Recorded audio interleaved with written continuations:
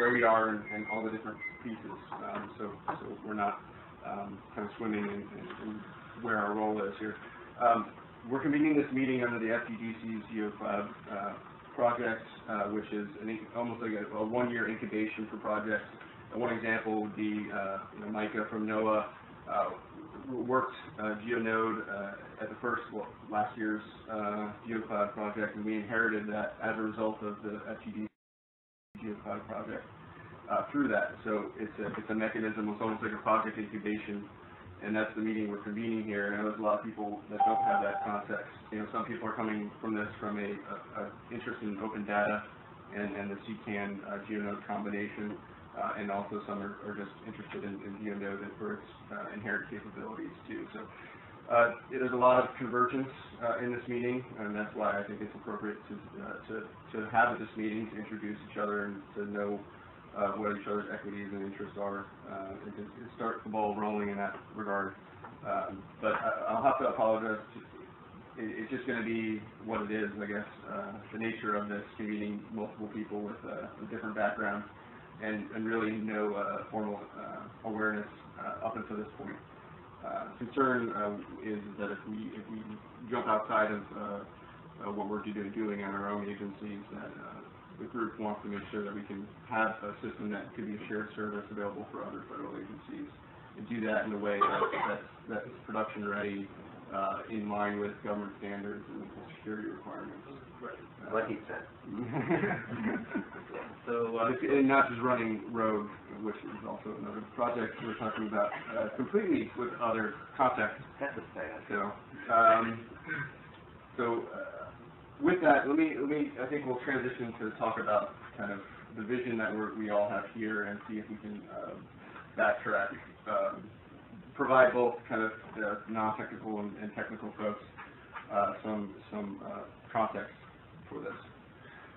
So what we're talking about is Geonode, for those I hope are at least familiar with, everyone on the phone and everyone in the room is obviously familiar with, is basically a social spatial data infrastructure.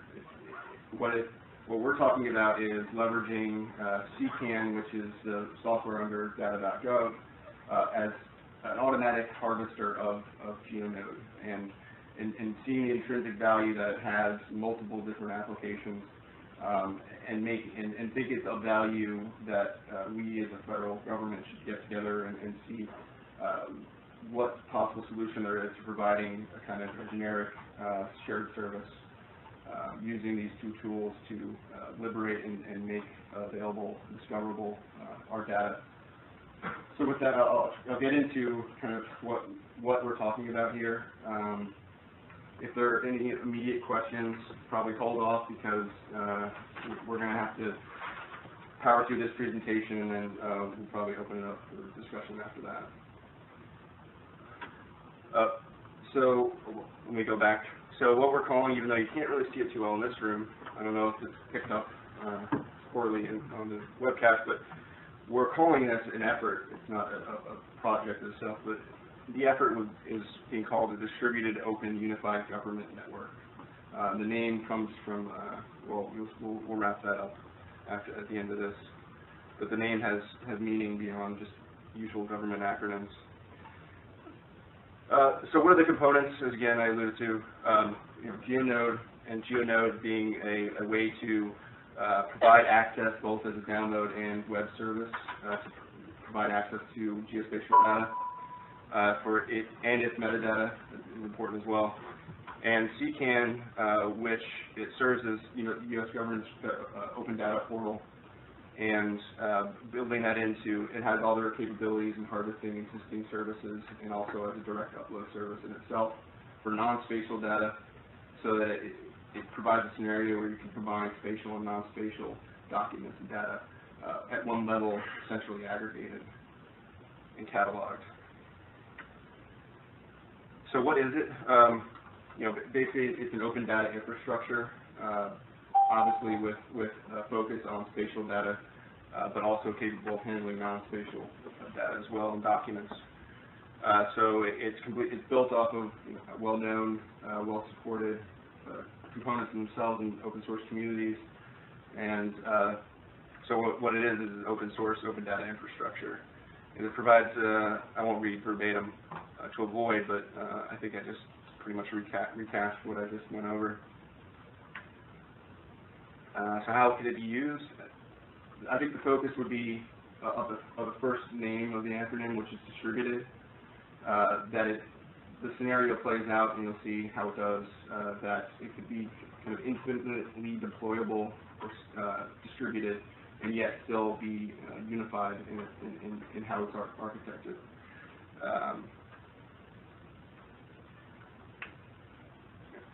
So just this is a little bit more of a technical overview, but for folks that don't know what Geonode is, it's basically a content management system built around GeoServer, and really with a focus on kind of the social aspects of data sharing and data awareness. It probably excels at making data kind of discoverable and intuitively understandable from a user's perspective that would look at catalogs of layers and sorted by the metadata, as well as combining all of those together to create user-driven maps. And so this is the architecture that it uses. I won't get into the specifics. Everyone that needs to know it knows it. But if you look on the right-hand side, I think this is an important point to point out, is that it's both a download service and a web service, which is not something that you see very often. And the fact that it's user-driven and that users can upload data sets directly, as well as being kind of administered at the program level with permissions and the like. But I think it's really important to understand that nuance or what capabilities that it has that many other solutions don't. So I just moved this up, but I wanted to, I'll turn this over to Micah, because he is probably most of the reason why we're all here today in his work at NOAA to build out the capabilities of Geonode and its metadata service, CSW, which is a web cataloging service, an open standard for kind of metadata cataloging, and what that means kind of for data.gov, CKAN, and Geonode together, and how that plays out. So I'll turn it over. Sure. Yeah. Thanks, John. Let's see. Flip for you there. I'm not sure what other slides you got in the hopper here.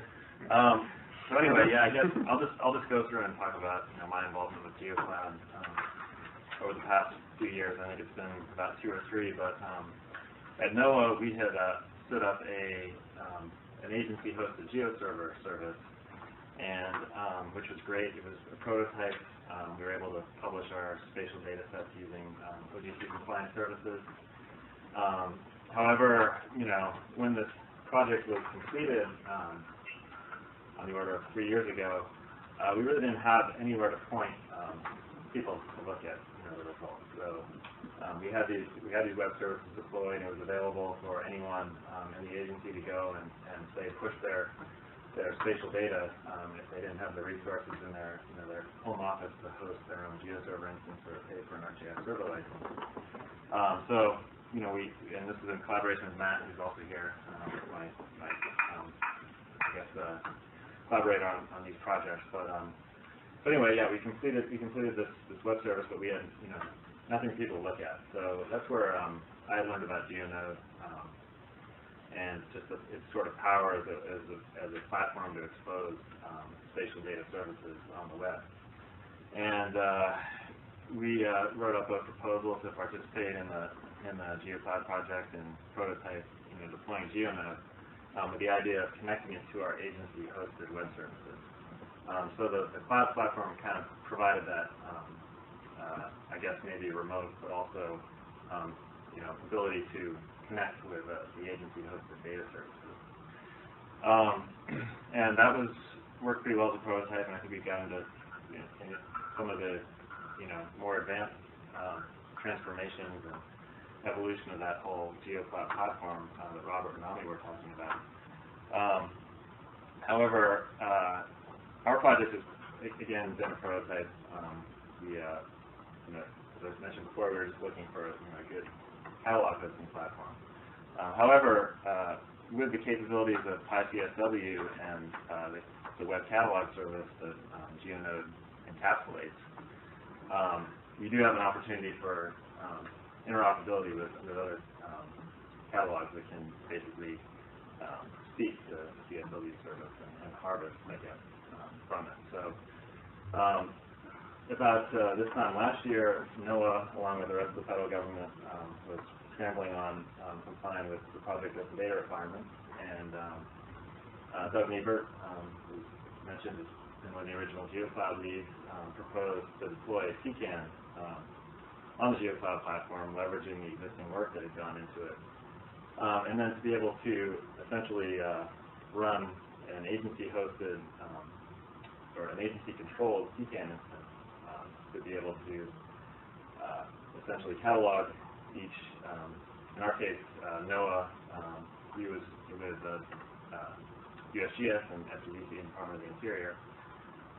The idea, though, was just to be able to inventory our spatial data and to transform it to the data.json format required by Project Open Data. And you know, those two projects combined together is basically, I think, maybe the gist of what we're here to discuss is just that interoperability, and that's provided by PyCSW, allowing CKAN to essentially leverage the Geonode instance to harvest, creating that full open data architecture that John was referring to. So, okay. So CKAN, I think we kind of covered it before, but it's a data catalog that understands a variety of different data formats. It has some basic capabilities, it has some advanced capabilities, but I think most importantly, it is used by data.gov, and it's also used at the agency level. So the result of that Geocloud prototype last year is that NOAA has published its own data catalog, data.noaa.gov, which is based on CKAN, and that is in turn fed up the chain to data.gov. Same with the Department of the Interior. And CKAN, essentially works by harvesting. So this is reaching out to remote locations for spatial metadata, aggregating those within a single catalog. And as I mentioned before, Geonode is a good example for a spatial data harvest source that CKAN can leverage. I don't know, John, do you want to highlight anything else from this slide? On this slide? Well, I think it's important to, there's 60 extensions built for CKAN, and a powerful system used by multiple federal governments, not just the United States federal government. Where it excels is kind of aggregating all of those existing resources and services at one level, making them centrally discoverable. That's kind of being, I guess the vision for this is to sit on top of an agency's or an entity's existing services, be able to harvest those if it's appropriate to do so, harvest a Geonode instance, or also CKAN has the ability to directly upload to itself. So you have at kind of one level, and I think that's the point we're talking about, is that it allows the agency to exist, harvest and bring up, or essentially aggregate its kind of entire knowledge base of documents and data and resources. I think we talk about that here. So the configuration is that Geonode would sit there, and we'll talk about kind of what ability now with the Rogue project, now GeoShape project, provides to synchronize at the feature level, or the points, lines, polygons, and attributes for those non-technical folks, but also at a higher level to aggregate to one location where an agency or any entity, really any level of government, could aggregate all of their existing resources and data that from their existing data portals, websites, document management services, content management services, libraries, catalogs. I'm sure you're familiar with a couple of examples of those, but I think CKAN can basically harvest those and pull them into one across the board for horizontal rather than vertical data structure, and pull those all into, so that they're discoverable within all of them together. So this is the scenario, and what I think too is that the folks that are interested in this for meeting the President's Open Data policy and requirements is that you can in this scenario you can manage which data sets you would then push to data.gov, and the dynamic and automatic harvesting of Geonode for data that could be uploaded remotely kind of changes the game in that regard. Anything else? You have any questions on this? So wanted to also introduce, we at DOE, and again, apologize for everyone for, the lack of context here. It's hard to avoid.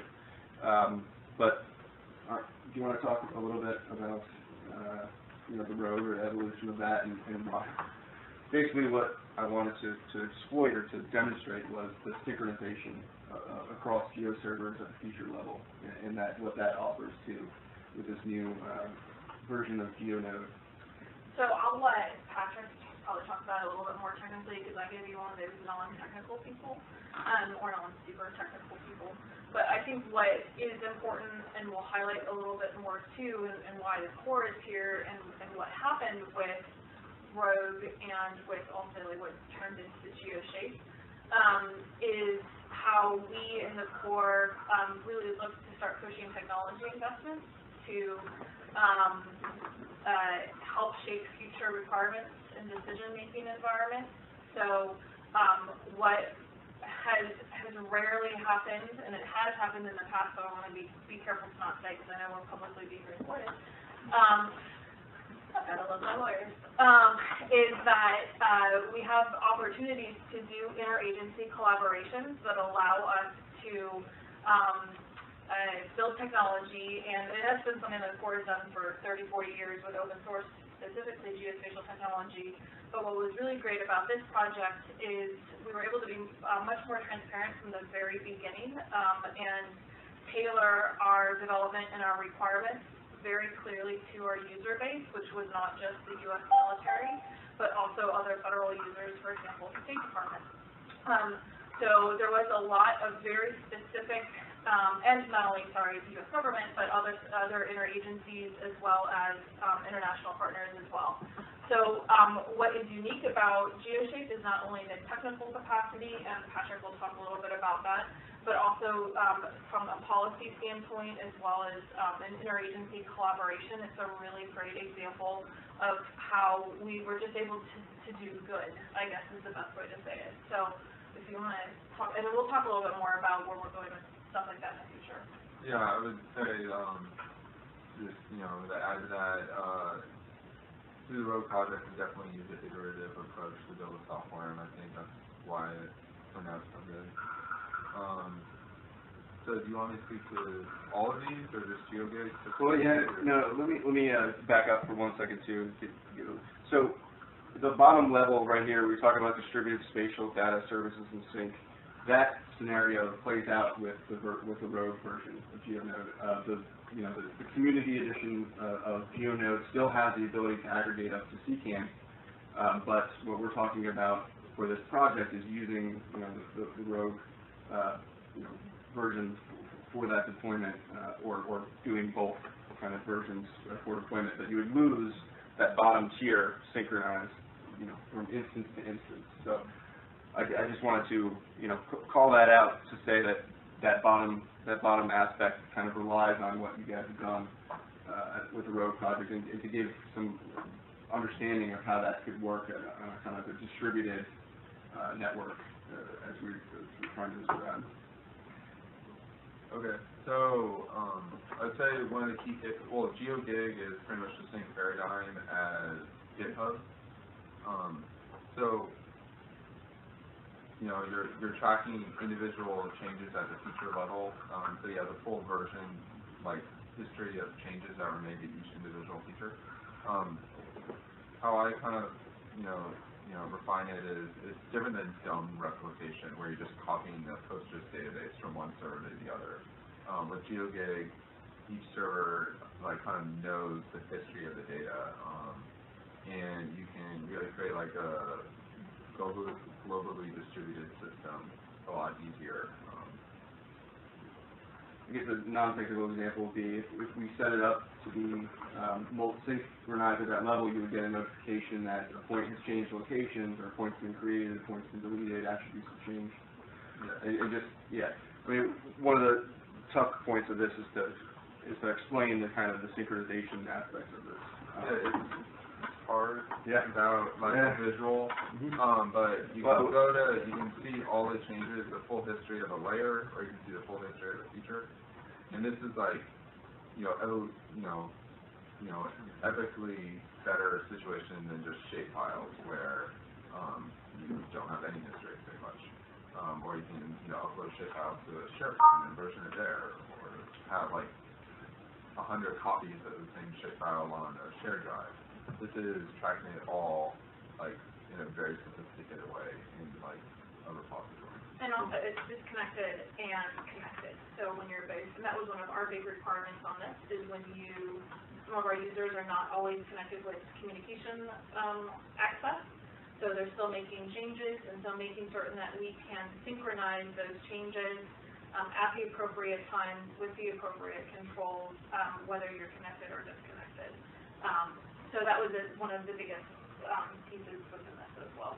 And then, so you can push data to some mobile user in the field, who's disconnected, who's just like leaving, some port to go out to do a field survey at some like village, in the middle of Africa or something, and then he goes back, gets internet connectivity, and clicks sync, and that data can get pushed all over the world. In contrast with like a version spatial database where you have to have connectivity, and it's more difficult to manage. CKAN's coarse-grained, but this is very, very fine-grained replication. Yeah, cool.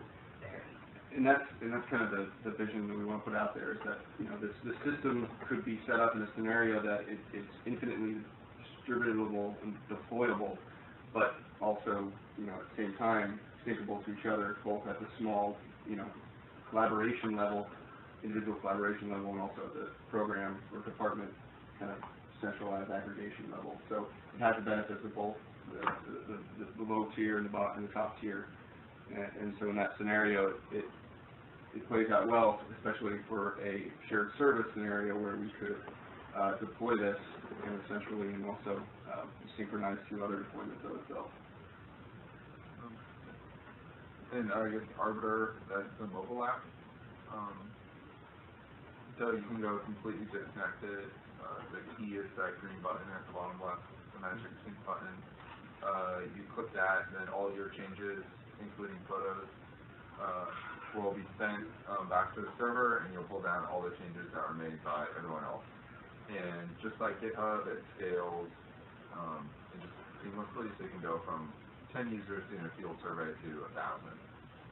And all the changes get sent around, and they get integrated seamlessly. If two people do make conflicting changes, you do have the ability in Maxwin, the web editor, to deconflict those and select individual variables or individual values if two users disagree on a given point. Oh, there you go. Merge conflict. So I want to finish up by, where's this? Oh. So for those non-technical folks, sorry, but you're going to have to eat your knowledge vegetables because this is important. But this is essentially what we're talking about. And so we're talking about setting up a scenario, and I think Robert and Ami had talked about how that works. The deployment and configuration. Deployment is just turning code into a web application or website, and configuration is just synchronizing or having those applications be able to communicate with each other and also manage some of the security aspects of it. But the scenario we're putting forward is that it would be kind of a scripted way in which to deploy both CKAN and Geonode, and at deployment synchronize or point CKAN at Geonode, so it would automatically be able to harvest that out of the gate. And also just want to call out some of the components, but you'll notice too that Geonode and CKAN are heavily, if not mostly, based, other than GeoServer and Postgres, in Python-based code, which so that there's also the ability to kind of share a lot of the, it's the same environment. It's not two different programming languages, which means a lot more to others than. So yeah. And this is what I think what Robert's was talking about was there's, because Python is used as a programming language for both of those, that Ansible tends to be the preferred way to deploy those. We can discuss that, but as an agency, as an interagency group, we have to figure out who can bring what to the table, who's going to be doing this anyway, who's going to be writing these deployment scripts, and doing it so that as we can keep it in the Geocloud program, so that it's a shared service that has security and configuration built in, scalability built in, production considerations part of that, and the documentation to boot. So, but this is the basic scenario that would play out as the base foundation. Oh, I wanted to ask about so is the Geocloud a cloud? Is there multiple cloud platform providers? So Right now it's modeled on Amazon Web Services. Okay. So Geocloud right now only runs on AWS. The old platform only runs on AWS. The new platform is architected to run on any cloud. It is only currently supported on AWS for the $0.02 reasons.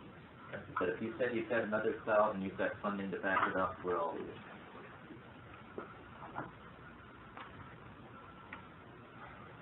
And I'll end here. Robert, you want to say anything? Doug was my friend. Doug was a lot of our friends. He loved to fly, and one day things went terribly wrong when he was flying. Without him, there would be no Geocloud. He was the architect from the beginning. George Thomas, you can think this has been a difficult project, but the truth is that fate is what it is and life is precarious. George Thomas was the other architect other than myself, and he succumbed from an illness not long before Doug passed. So we've lost two of our three architects, which is sad. Doug was absolutely the heart of the project. I should be reading from this, but I'm not. I'm just talking about Doug for a minute.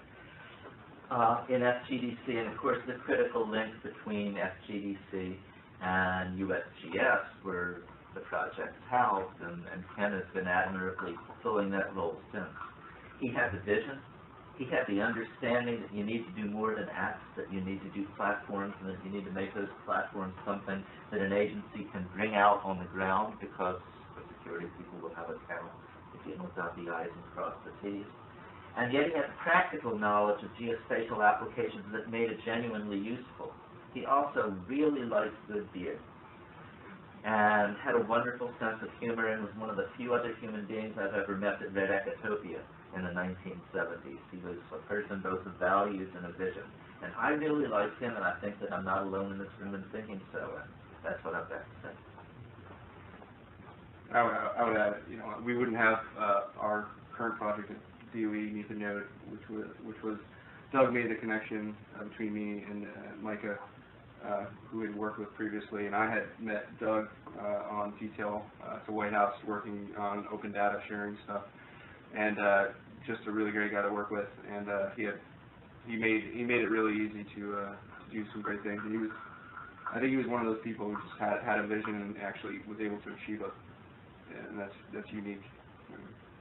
So we've decided to name this effort after him. If you haven't noticed, Doug N is distributed, open, unified government network. So what this effort becomes, I think we need to figure out. I doubt we're going to all know what our roles may be, but we're pretty close to being able to do this as a government-wide deployed shared service. I think there's a couple of pieces that would need to be done, but I think the basic architecture's there, the code's all but figured out. It's just a matter of kind of will and also pulling together some of those pieces, and hopefully leveraging existing resources and things everyone here is already planning on doing, and just making sure that you're aware and can contribute what you're already doing anyway, not asking you to do anything above and beyond. I just think it'd be a shame for us to, as federal government projects working in the Geonode arena, not to leverage this opportunity. So, with that, I'll open up for comments, and we should probably get into the presentations from various groups. So I have a question. So it sounds to me like this is sort of a pilot for FGDC, or a short-term thing. What happens when FGDC says our piece of the puzzle is done and we're going to hand it to who? So one of the concerns that I have is that all of our agencies are autonomous functionally, so if we are all trying to collaborate together, how do we create that community that we all work together and somehow coexist? Because I think we all know that in an open source world we have to sleep our data. We have to sleep our data internally, especially if we're all trying to collaborate together. Hannah, are you on the phone, or should I go deal with this? I am on the phone. It was a little hard to hear the initial part of the question.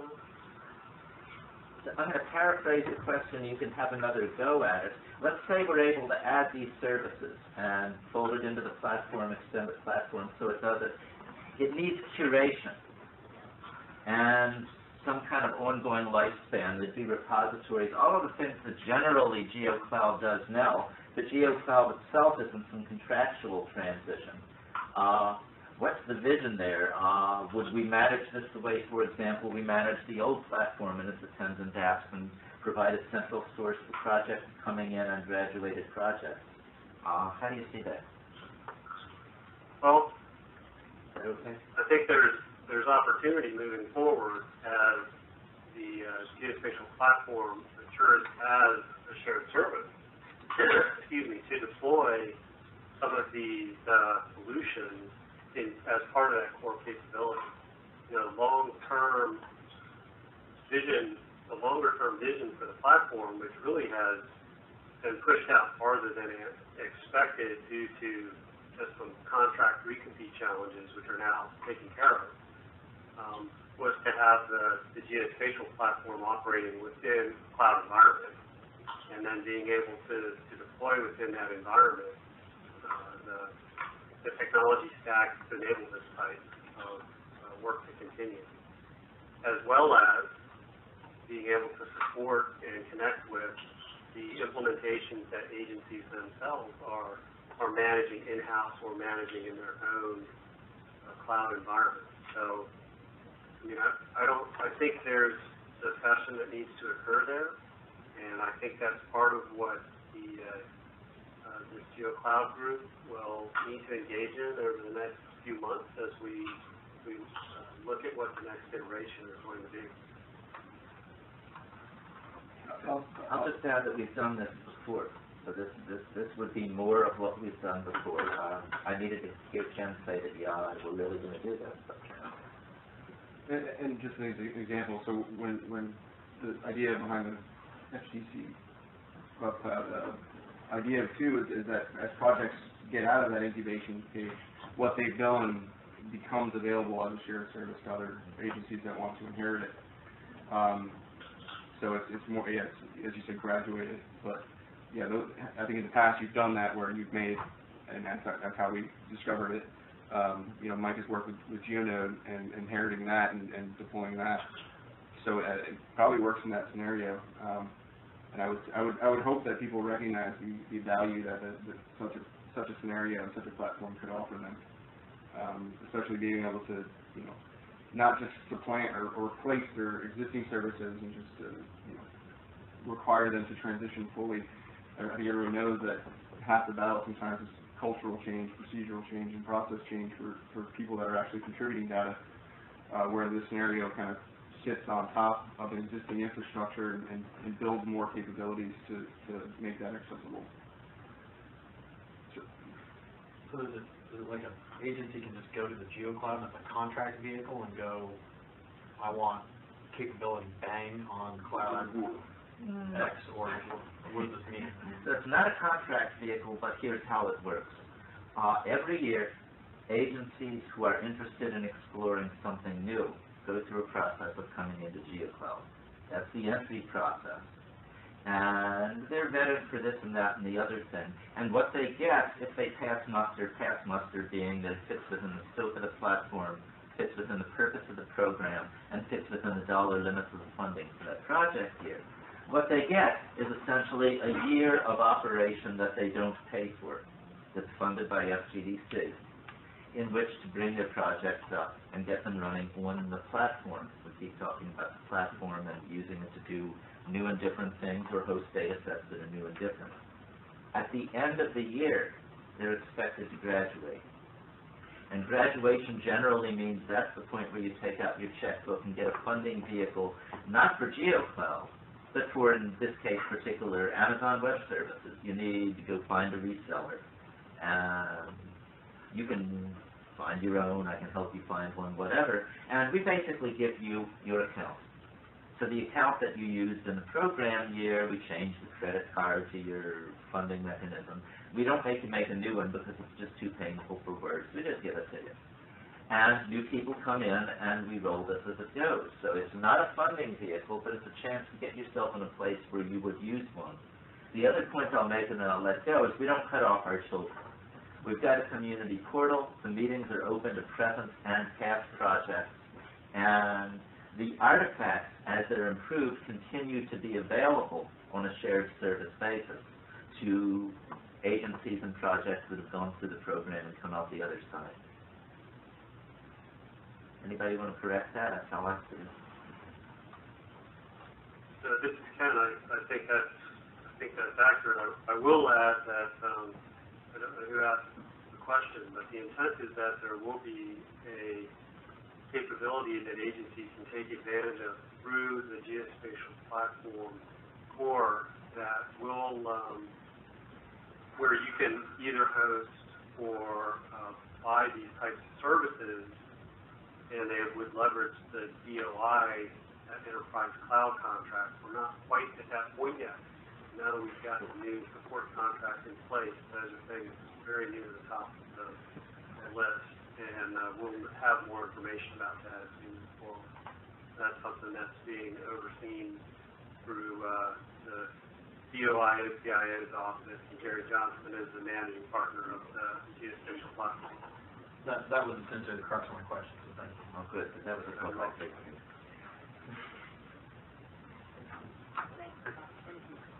All right.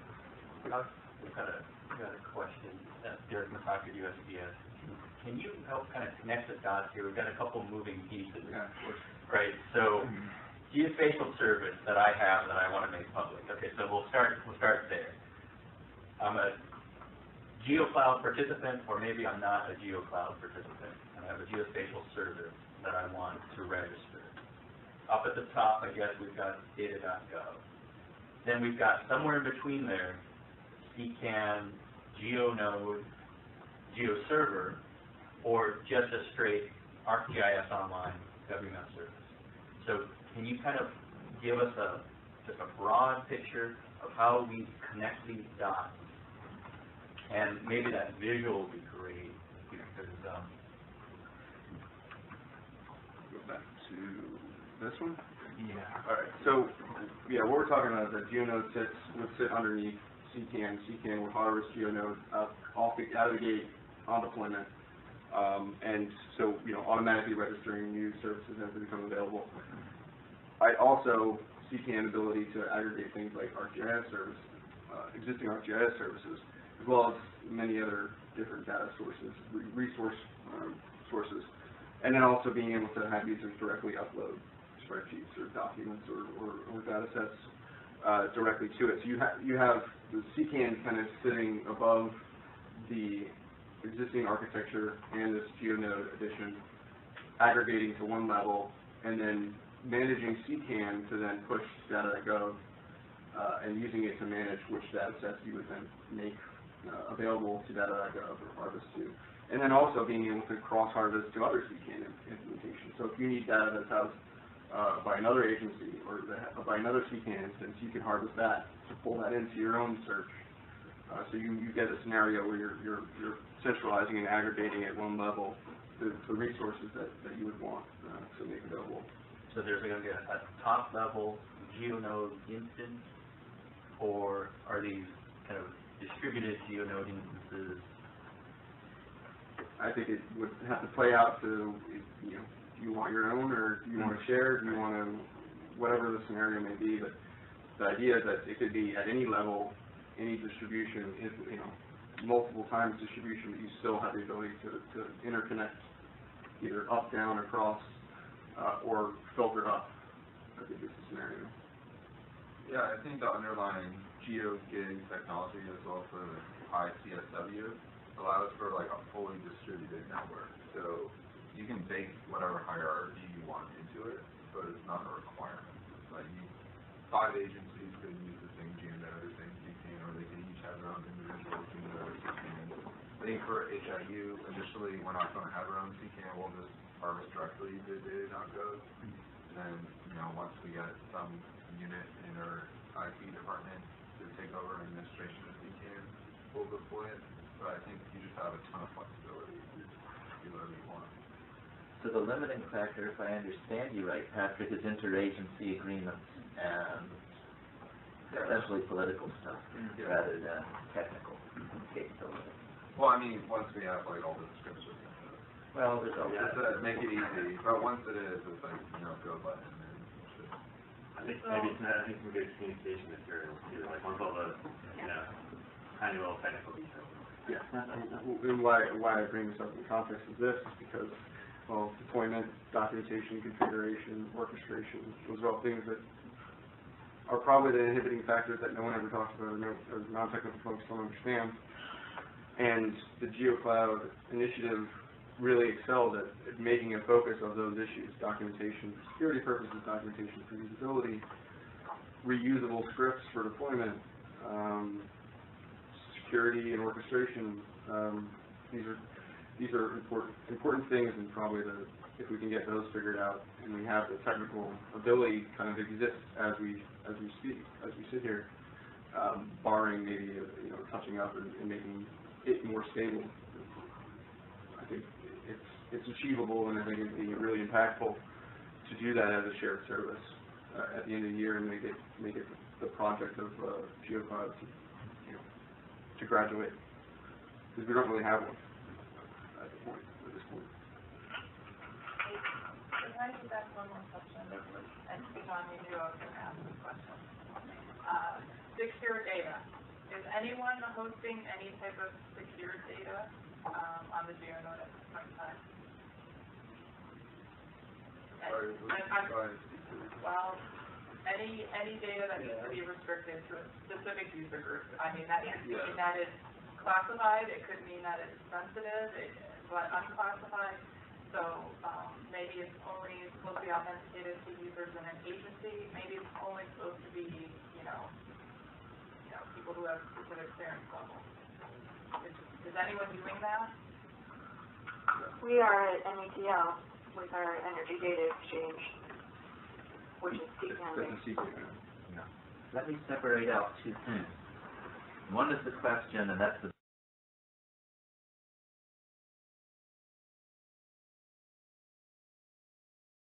big question, is are the users of Geonode or its various variants and children doing that? And you've just gotten at least one answer to that. The other question is Geocloud doing that? And Geocloud is not at this point in time doing that. Geocloud is exclusively public data, and the current platform, meaning not the one that I'm telling you we're moving to, isn't really capable of providing those kinds of controls, and the new one is. The new one's working towards FISMA low, probably FISMA moderate, as is the underlying infrastructure. So we actually have a triple mod APO. Did you say that, Val? We have a triple mod APO. What is that? Is it moderate? Moderate? Oh, that authorization. I saw that. That was alphabet too. That's the flavor on AWS, so you've worked out all the infrastructure, architecture bits to get that? Yes. Are we leveraging the HFATO for that? I'm not sure how I can. I bet you are. I have extremely technical questions about that, but I'll hold. Yeah. For what it's worth for the group, you tend to do these things in layers, at least when you're dealing with FedRAMP and to some degree with FEMA. You really don't want to document AWS's infrastructure. It took them a year. You'll never come out alive. And so typically what people do is they leverage another agency's authorization to operate for a cloud provider. In the case of Amazon Web Services, typically what gets leveraged is the Department of Health and Human Services, for whom I used to work, AWS, FISMA moderate, or rather FedRAMP moderate. On top of that, FEMA has done work extending above the infrastructure level of the platform. Is that the right long form? You got it. So, Using GeoServer and Postgres? In this case, it's ArcGIS, but also GeoServer. Right. But also GeoServer. I want to try to provide whatever context I can and do this justice. But I think we're talking about separating the infrastructure being Amazon Web Services and what that's rated to do for use of federal government. When we talk about the actual program's use of it and whether the data itself is protected and how does that meet the review of the software, and then the software itself and its ability to manage information and restrict data and its vulnerabilities there, which is part of the program's use review. So there's many tiers to that question. But if you're talking about it's a functionality built into Geonode now to permission and manage restricted data and by user groups, then the answer is yes recently, with an additional groups functionality to manage either group level or user level layers, documents, and maps. So I just didn't want to make that distinction. So here's the thread, just so you get some insight. Geonode will do the job. You just said so. It'll basically, if you feed it secure credentials, it will deal with those secure credentials and grant permissions and authorizations appropriately. But those credentials have to come from somewhere. And they have to be kept somewhere. And so we have successfully tested against pulling credentials from Active Directory or Windows authentication. yeah, you can do that. It gets complicated really quickly, but there is a path there, and it's kind of built into Django to be able to have that remote. What do they call it? I don't remember what they call it. I call it credentials. You can do it with Geonode. Well, yeah, and we're talking about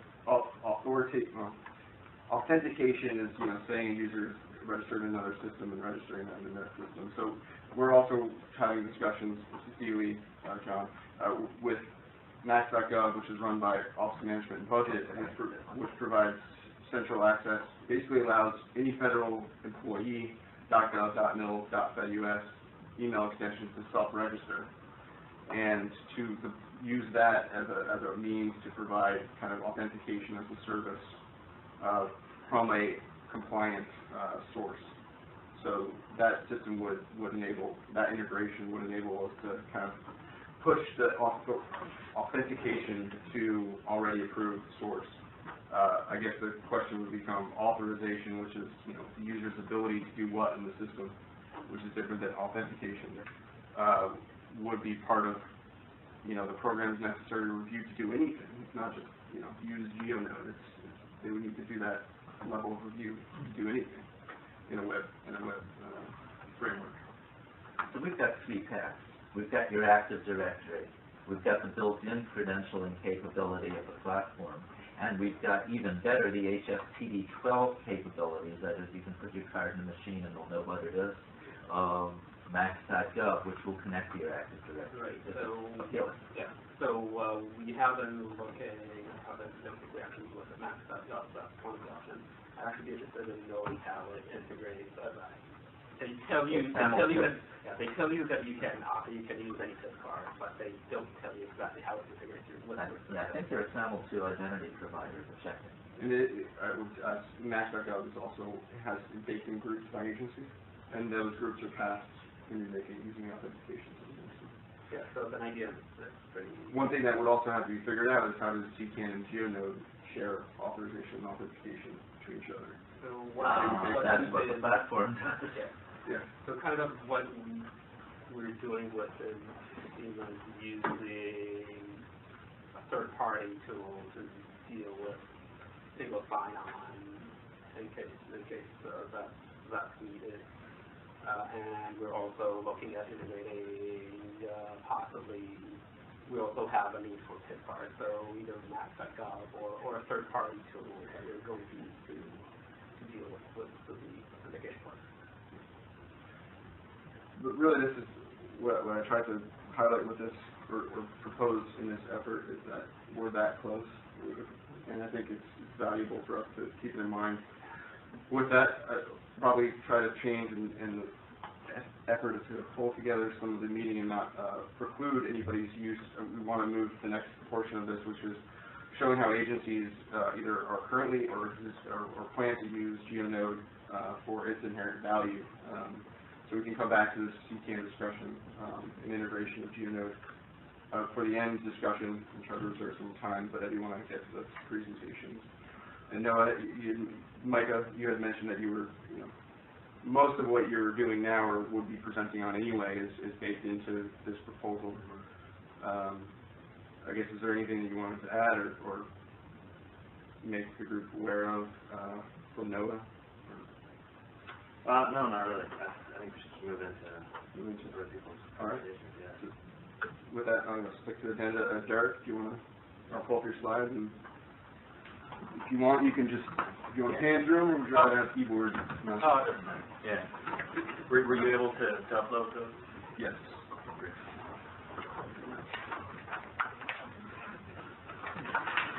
And just advance this way. Yeah, you can also use the present button on the phone. Okay. Do you want to present now? Sure.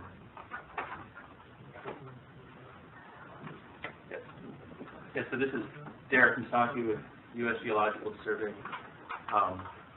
I'm with the Biodiversity Information Serving Our Nation project, so I appreciate having the time to quickly give an overview of the project and how we're interacting with Geocloud.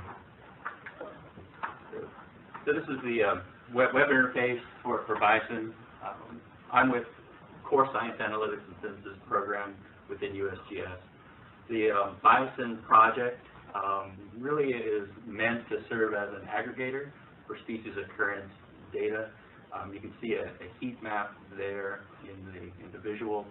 Right now we've got 160 million species occurrence records for the U.S. This is coming in from federal, state, and NGO resources. We collaborate with a number of agencies. Priority is with our DOI partners, Fish and Wildlife Service, Park Service, USGS, and BLM. And so we're working closely with their inventory monitoring programs, as well as the international initiatives, particularly Global Biodiversity Information Facility. And then we're starting to build in the taxonomic integration with IDIS, which is an integrated taxonomic information system. And that allows you to run higher taxa searches on our species. So there's an additional organizational component to that on the taxonomy side.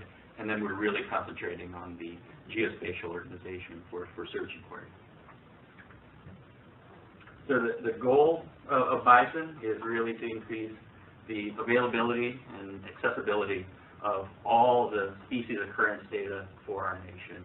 There's a real pressure to provide this for climate change scenarios right now. Where are the critters going to go? What are the impacts for our T&E species, particularly with Fish and Wildlife Service and Park Service? What are the impacts going to be on those federally protected species that we have some stewardship over? And what we're doing at Bison is really to bring that data into and out of desk drawers, desktops, hard drives, paper records, and get it available into a digital file format. So the data layers that we are bringing in, so this is starting to get into the geospatial component of this, is that you see the points, that's our kind of our primary focus and what we really need to get available, but then bringing in the data layers behind that are important to our end users.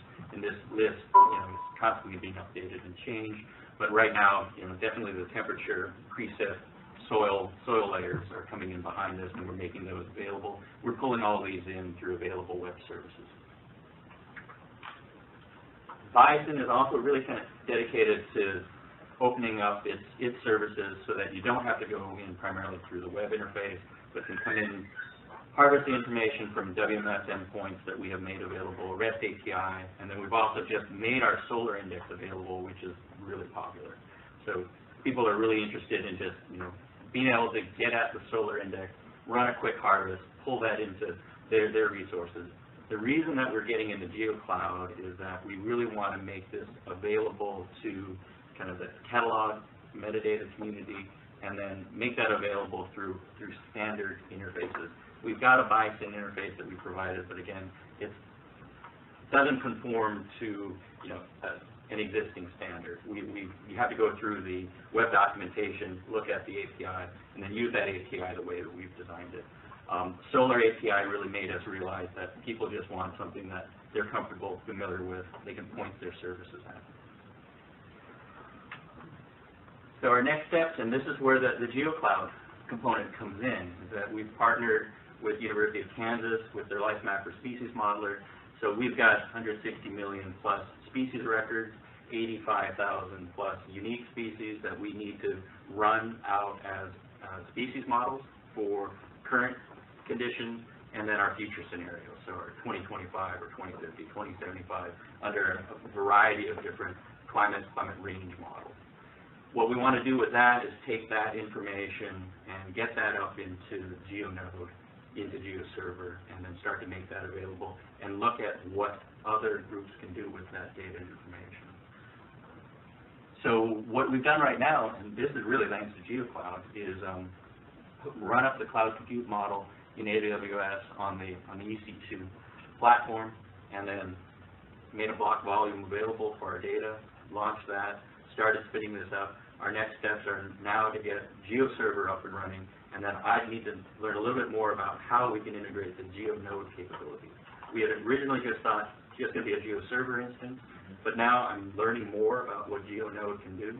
Let's kind of look at how we can integrate that with CKAN, with data.gov.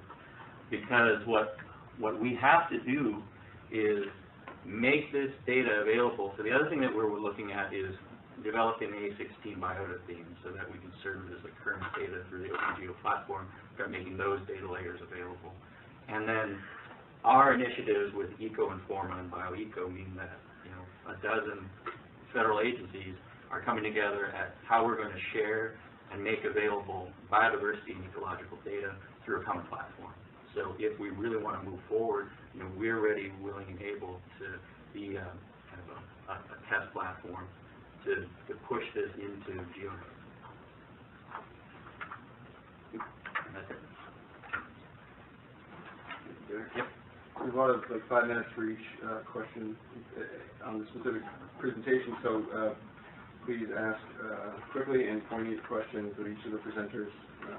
Anyone ask a question of theirs? I think everyone's still fathoming those numbers. So with that, we'll try to keep pace. HUD? Sure. You want controls or? Yeah, actually, just need the mouse.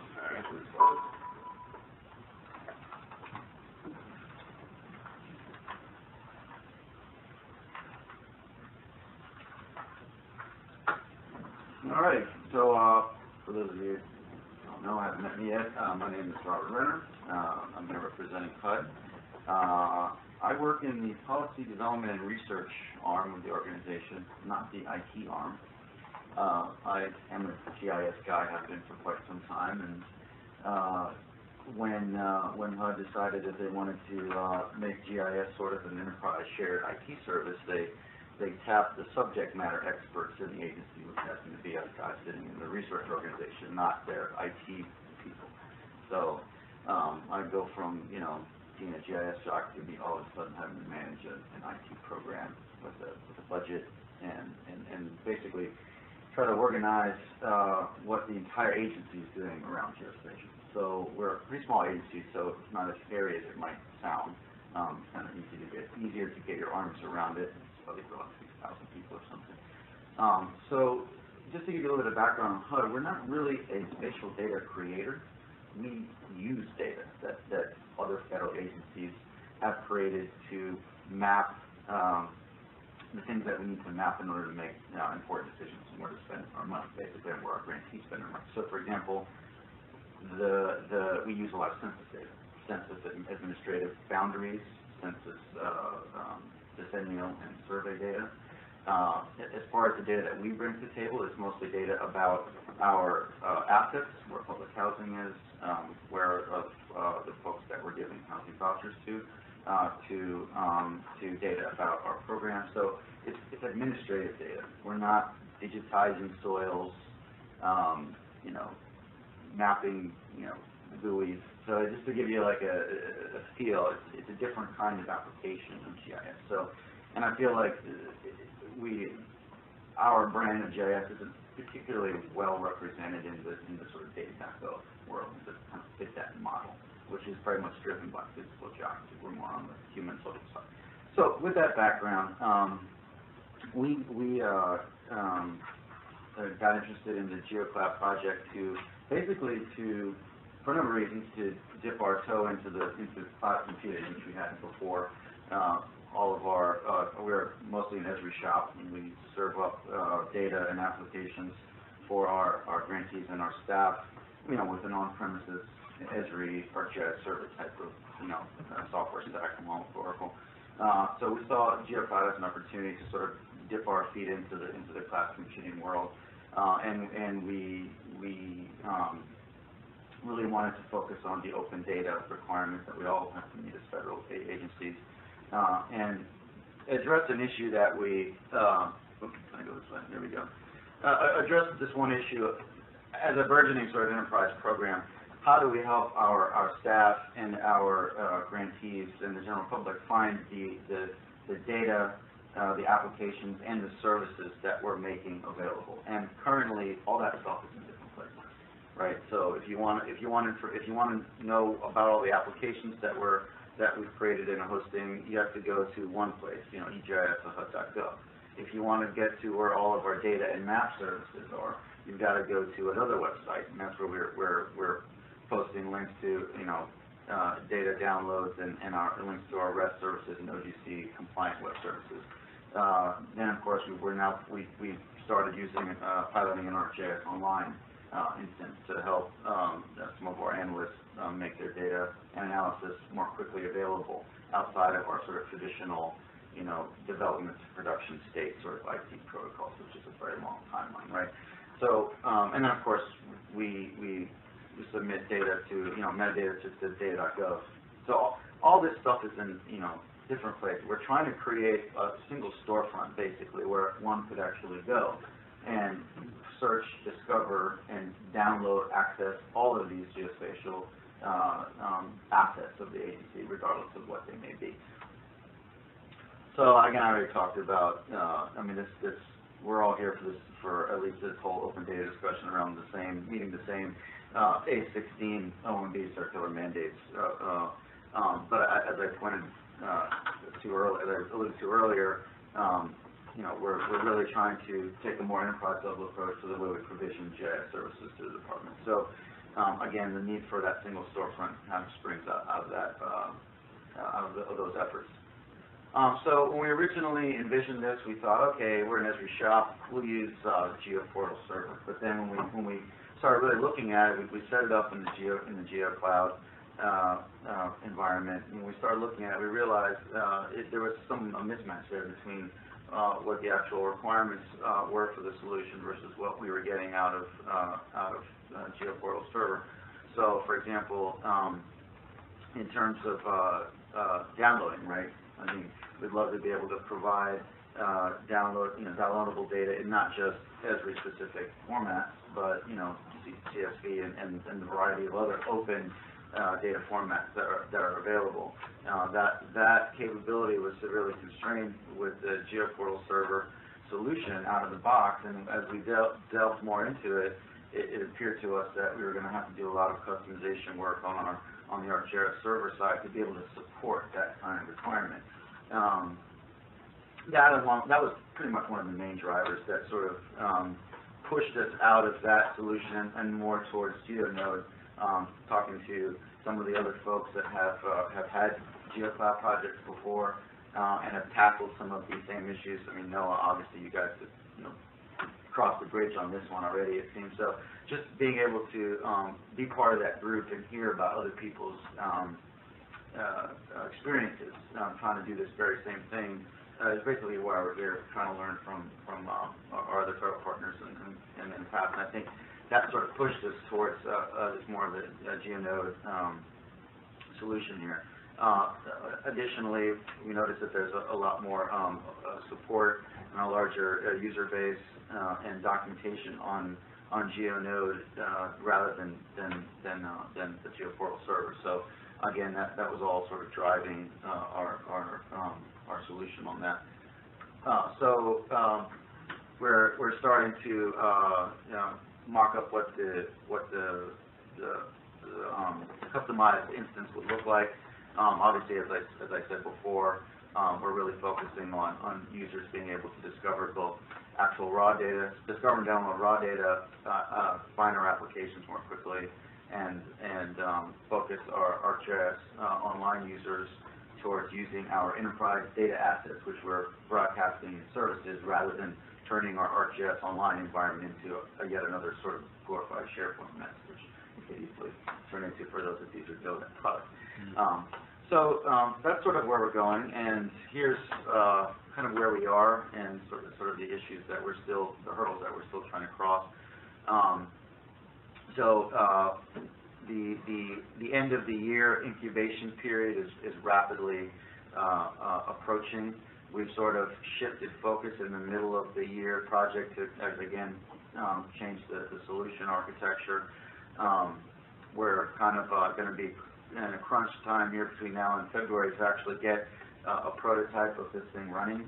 And then comes the all-important question, which we've already talked about and Ken has addressed a little bit, which is what to do come February when our year incubation period is over. We have several options, most of them quite painful. If anyone's ever tried to do any sort of IA or procurement work in the government, you felt the pain and you know all about it. So I won't pretend that HUD is any worse than any other place. So we'll just, I'll give you the knowing, smiling glance on that one. But anyway, we have to figure out what to do with it. Ideally, we'd like to keep it, in the Geocloud, because everybody wants to get points for using a federal shared service. It's just a matter of, I'm not going to have to give up my firstborn to get an IA done with DOI, so I can send money over there to support the use of that environment. Any guidance, moral support, any of you might want to provide on that would be greatly appreciated. But that's just the gist of what the project's all about. Hopefully, a lot of what I said maybe get some nods around the room and understand where we're trying to go. I think most of you probably do, and probably have some good things to contribute. So, that's it. Questions?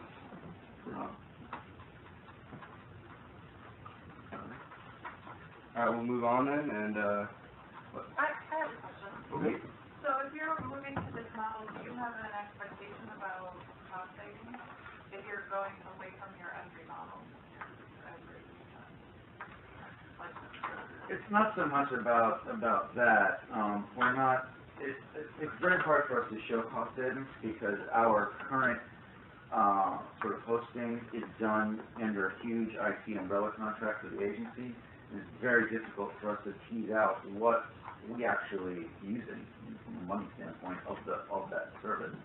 This is more about trying to get out of that, because our IT environment is very stifling, and as we all know, geospatial is a mission-oriented kind of technology. It's very close to the mission. It's not like we're building widgets. We automate some business process and then it runs in perpetuity until there's some major change that, you know what I mean, we need to be very agile and have more control over our GIS IT infrastructure and to be able to scale up when we need it. And so this is our first, as I said, toe in the water, testing out what GIS in the cloud really looks like and how, you know, because we'd like to start moving our operations out of our standard sort of IT infrastructure for those reasons that I said earlier. I just would love to see some dollars and cents related to these things because I think it helps us if we are wanting to move in this direction. It helps justify the move to our. Yeah. So, Ami, I'm going to reserve your bit for the end. Is that right? Just to get through more of the, you know, uses of Geonode, and then we can wrap up with some of the technical things we could tee up for interagency coordination moving forward. So with that, I'll open the door to anyone from the Rogue Project, GeoShape Project, that wants to speak or has, I don't believe I have a presentation, but if you want to say, contribute anything to this discussion. Yep. Yeah, this is Tyler. We have a quick brief. Is there any way you can give me control of the WebEx? I think we should be able to. And sorry we're not there in person. We had a project that ended today, so it just didn't work out. We have too much stuff to do, so. All right. I think I can request it. Okay. Can you hear us all right on your end? Yeah, but I think I gave you permissions for my computer. I don't think it's going to help you. I'd have to make you the presenter, not the... Oh, wait. Right?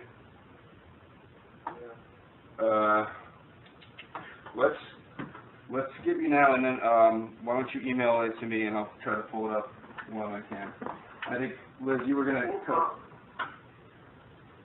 It's the website. I mean, oh, it's the website? All right. Yeah, we did want to do like a quick brief just to show some of the map stuff that Patrick was talking to. Okay, you got... It's up to you. No, you got control, so go ahead and then just navigate to it. Just know that they make us use Internet Explorer. It's painful. I have to use a portable Google Chrome. What do you say about a society that uses technology that just doesn't work and it's complicated? It makes me feel better. We're still on Internet Explorer 8. I think we are too. Oh, yeah, Look at that. Good luck, Tyler. Now, big guy. I don't know. Unfortunately for you, I left my portable application thumb drive in the other office. Okay, well, my slides will probably work on Internet Explorer.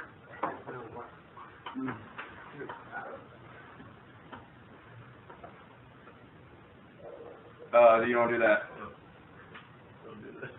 Yeah, I'll do it. I don't think we can compete. You gotta drop. Control and I'll read you the URL. All right.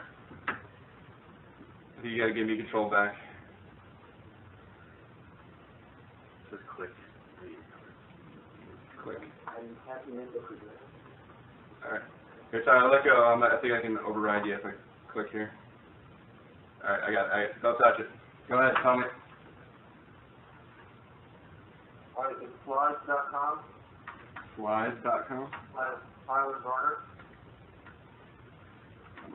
Rogue-intro.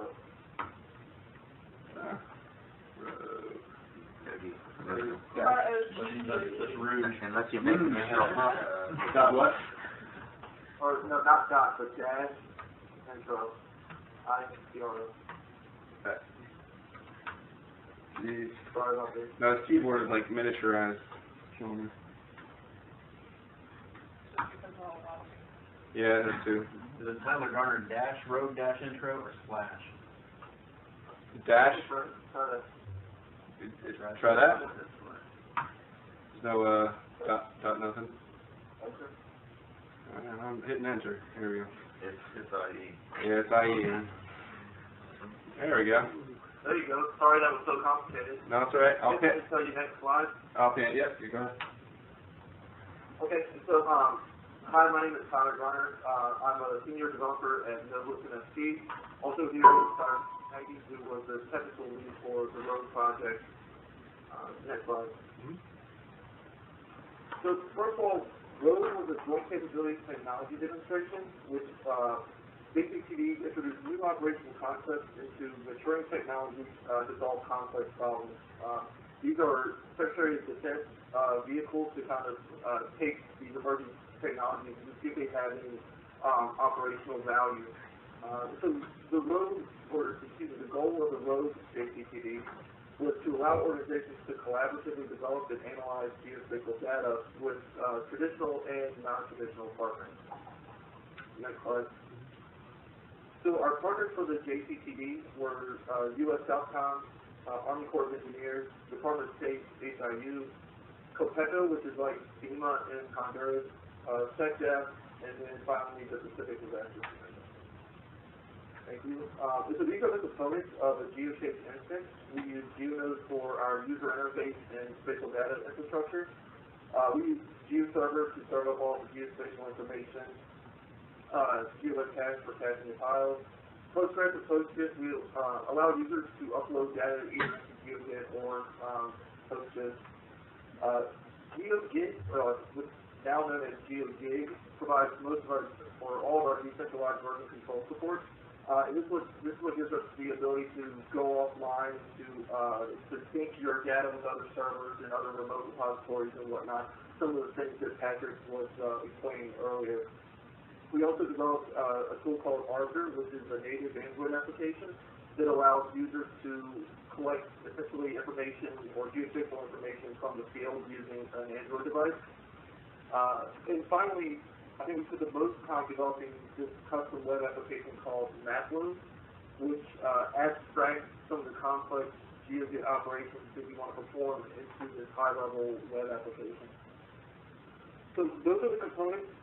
Next we'll go into the more custom components of the application. We've touched very little of Geonode. We added a few custom components to it just to make everything work, but I would say about 90% of what we did was contributed back to the upstream Geonode. Okay, so next slide, So here's a screenshot of Arbiter. Again, allows you to collect and edit geospatial data from the field. It supports point lines and polygon edits. You can link photographs to a feature, cache map files, so that it works in a disconnected environment. The user is then able to sync over Wi-Fi or cellular network when they're available. And probably the best thing about it is that all the edits are done using transactional WFS, so Arbiter can be used without the rest of the GeoShape stack. So as long as you have a server which can support WFS-T, you can use the application and take advantage of all its features. And everything we did for the GeoShape project, or the Road project, is all open source. So that's part of the project terms, was that everything we did had to be contributed back into the either the main project. So a lot of the Geonode work we did was what we call the upstream or main Geonode repository. But this is another open source tool that we've developed. Todd, I don't want to cut you off there, but I think you made a really important point, something that we've experienced elsewhere.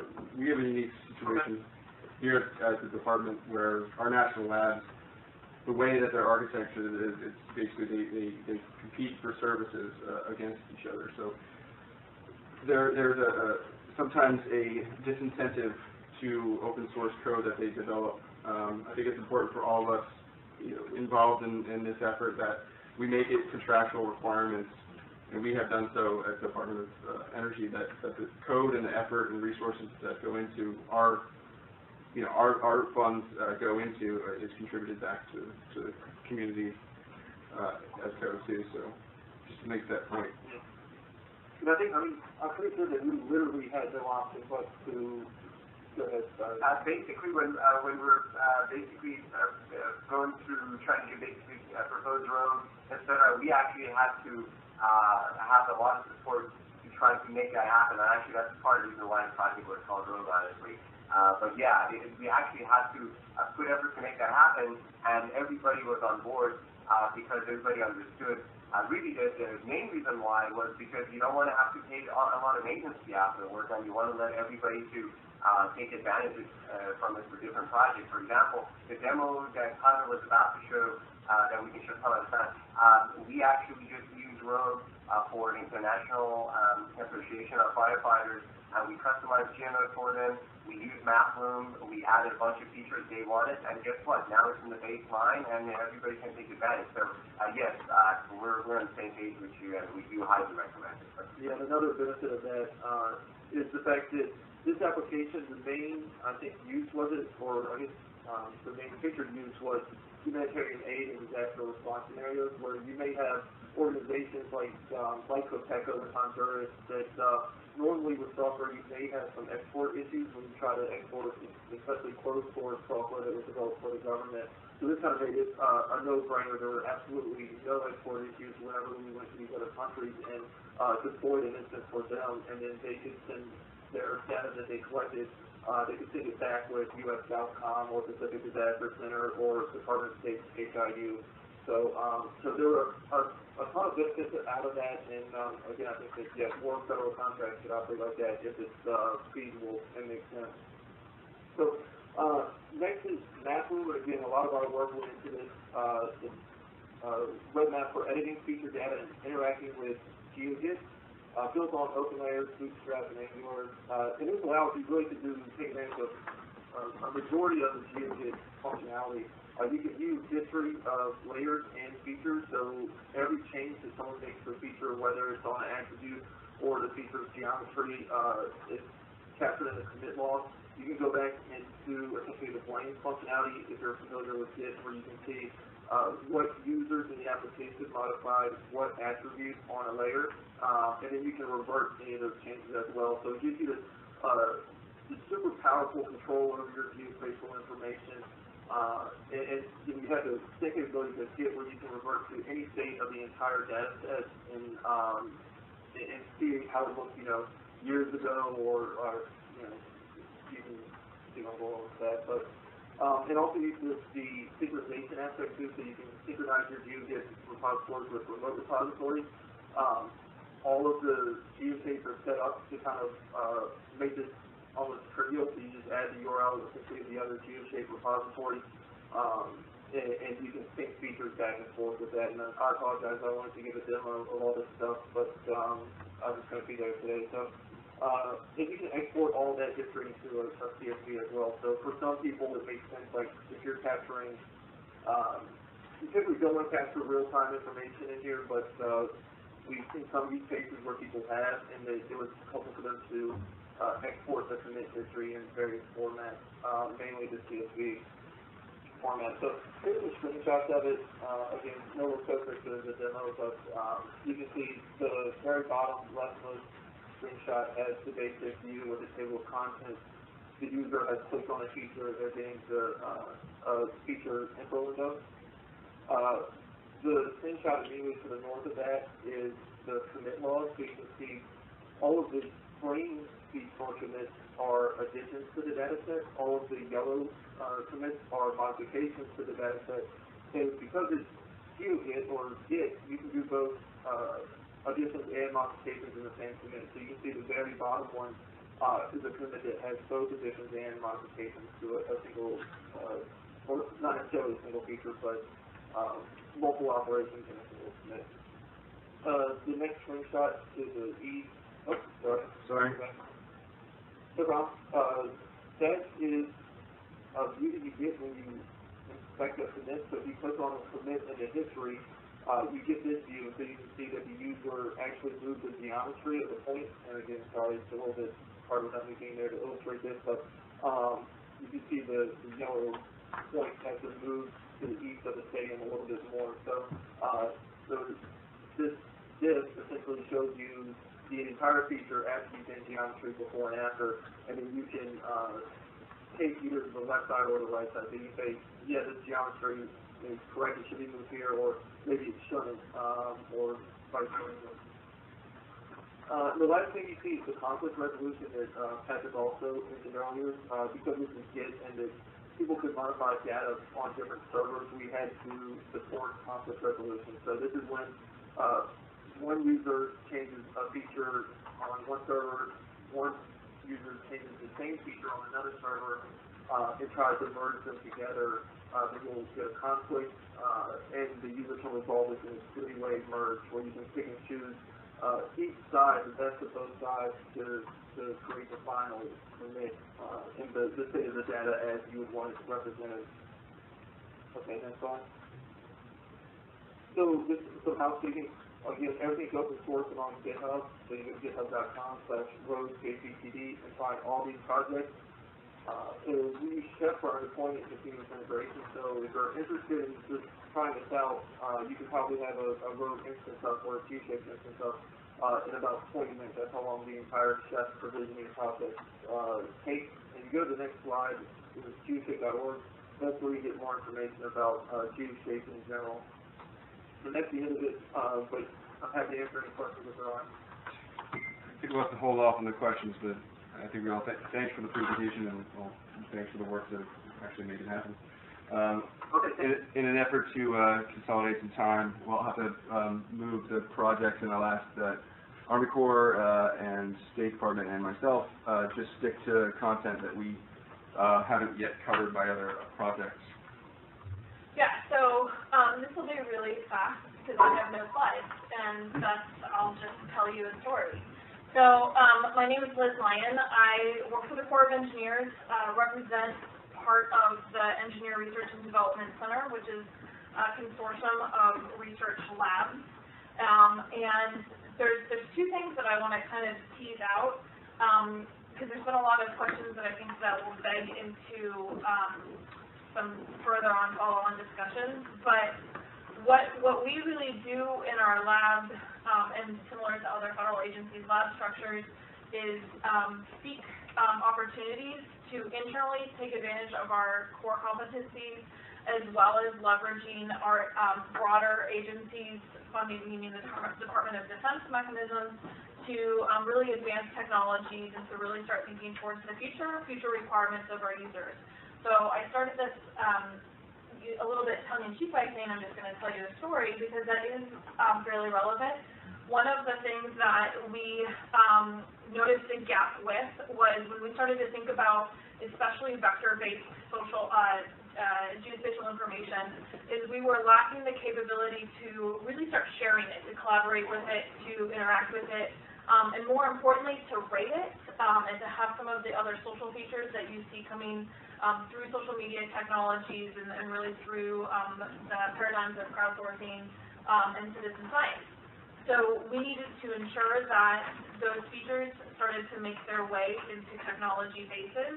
And not only that, actually to build off of something that I think HUD is starting to address is how do we go beyond just data sets, but how can we combine them and pull them together to create story threads. So one of those examples of what we did from a technology basis was create and invest in information in social features, and I also need to back up one step too. I'm trained as a geographer, and one of the things that we often say and forget to emphasize is everything that happens on this earth happens at somewhere, which we all know as people who are geospatial people, but it also happens at some time. And we have been, frankly, very remiss up until recently about adding that component into our technology base. That is very key when you are trying to tell a story about information because you can't divorce time from a story. It's just functionally a part of storytelling. So, basically anything that comes off of that. So we needed to create temporal capacity, spatial temporal capacity, a data structure and a data visualization capability. And then we needed to be able to store, to retrieve, to interact, and to collaborate with that information. So what has happened is we had a partnership with a foundation that was able to test that. So the Corps of Engineers invested in technology. We read a lot of use cases. There's utility for us. And then we really get to see how that plays out broadly in the public, because we're all friends who are sitting in and around, and we know some of the challenges with bringing in innovative technology and institutionalizing it within our core workforce.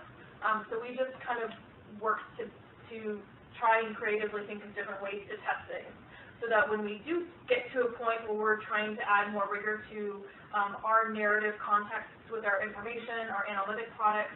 We've already kind of had a body of lessons learned that we've garnered off of MapStory. If you go to MapStory today, which we're not going to go to on this WebEx, primarily because yes, the federal government is running IE8, and MapStory does not like IE8. It is the most hideous thing on the planet. If you look at it, do not look at it on IE. It's not functional in any, well it is, but it's just not actually usable. But what you will see is a start at that core underlying technology base that we have been building in for the past 2 years, 2-3 years. We've had a few phases with that. We are reaching an end of a phase, so some of those horrid, absolutely horrendous design features are changing, but we had to start a conversation within our agency, within the Department of Defense, within the U.S. government, that really started to shift how people were thinking about geospatial information and using geospatial information. And we were, for a long time, we were PowerPoint deep and very conceptual. Now we're really able to demonstrate that this is really where we're moving. Telling stories with data, spatial temporal. Nobody else does spatial temporal very well systematically right now. MapStory through the Geonode is really one of the best examples, if not the only example right now. Yes, that might have been a hyperbole. I'm allowed to do that because I'm from the federal government. So that's pretty much the biggest thing. Part of the other reason for some of the social features that I want to highlight that are some of our interests, where we went with some of this is because in some of my world of the human side of the house telling stories, you get a lot of things with fuzzy data sets, meaning my version of a boundary or delineation is going to be different from my friend John's version of a boundary or delineation, especially if we are talking about who has the best representation of Chicago deep dish pizza. So where that really lends itself is we wanted to ensure that people who are curating and looking at information can see and make a decision on what is the best version of that. And so not that we in the government were defining that, but really more the people were some of the Wikipedia type lessons learned that we've had. I also want to highlight our role. We do not fall under some of the OMB circular regulations because we are a federal Department of Defense agency, so we have a different authorization and federal mandates.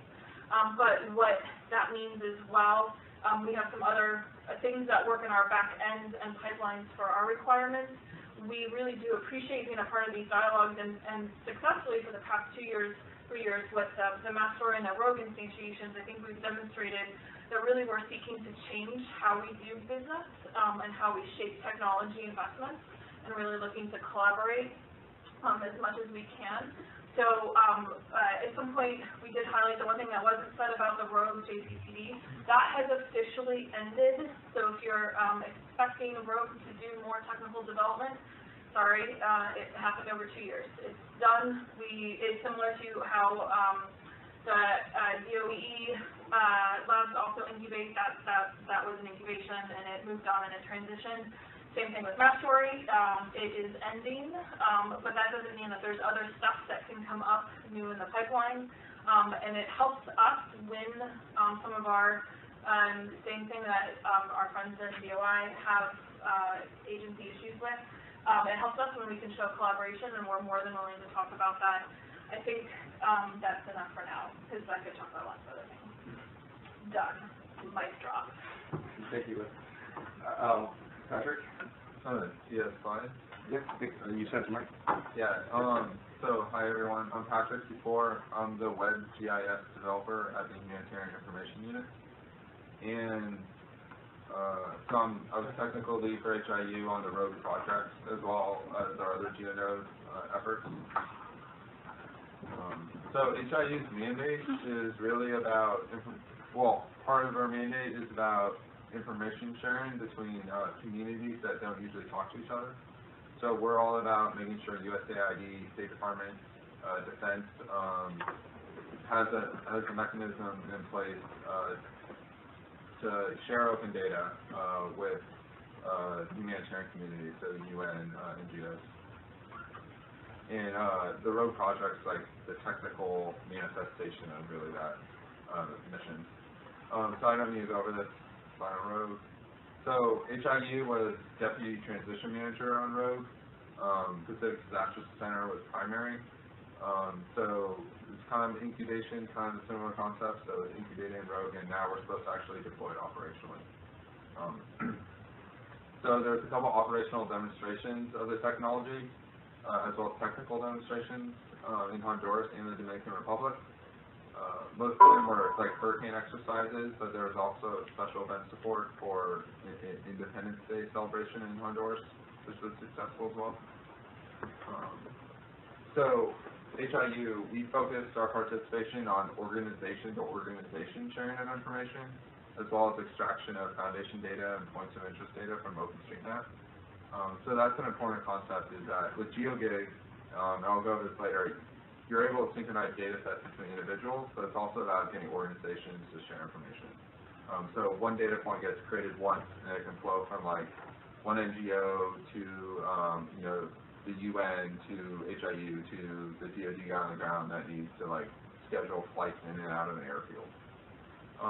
So just slides on Road. So, sorry, the first one was Honduras, and then this one was Dominican Republic. So I think everyone's seen this before. So MapLoom, visualize your data, edit it.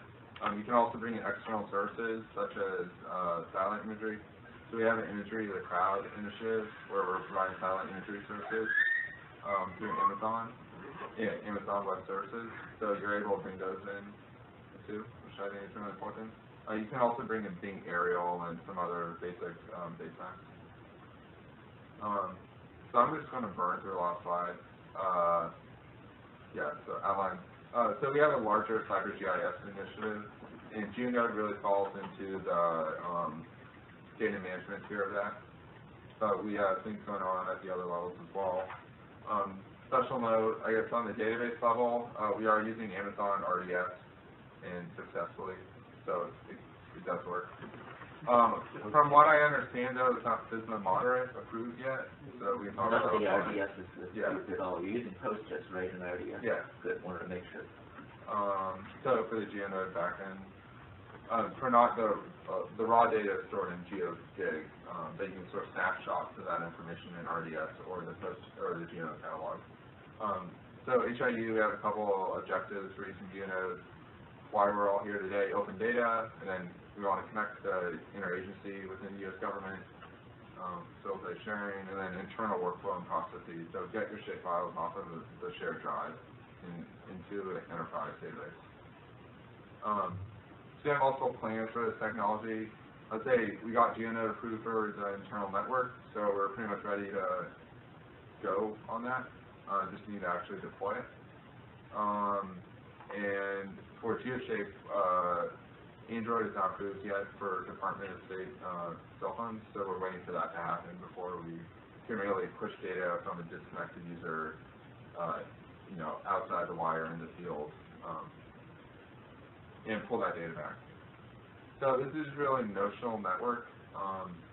The idea is that HIU would help share information between the World Bank or WFP or JRC, as well as make sure that information gets to USAID, and then help replicate that information behind that firewall, so normal State Department users can just log into some Geonode on our internal network and be able to have access to that information, make that access point really close to them.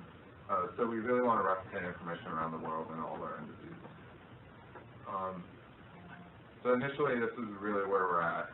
There's not a lot of nodes in the network. WFP has a great Geonode. I don't know if you've seen it before. JRC has a Geonode. World Bank has deployed Geonodes worldwide.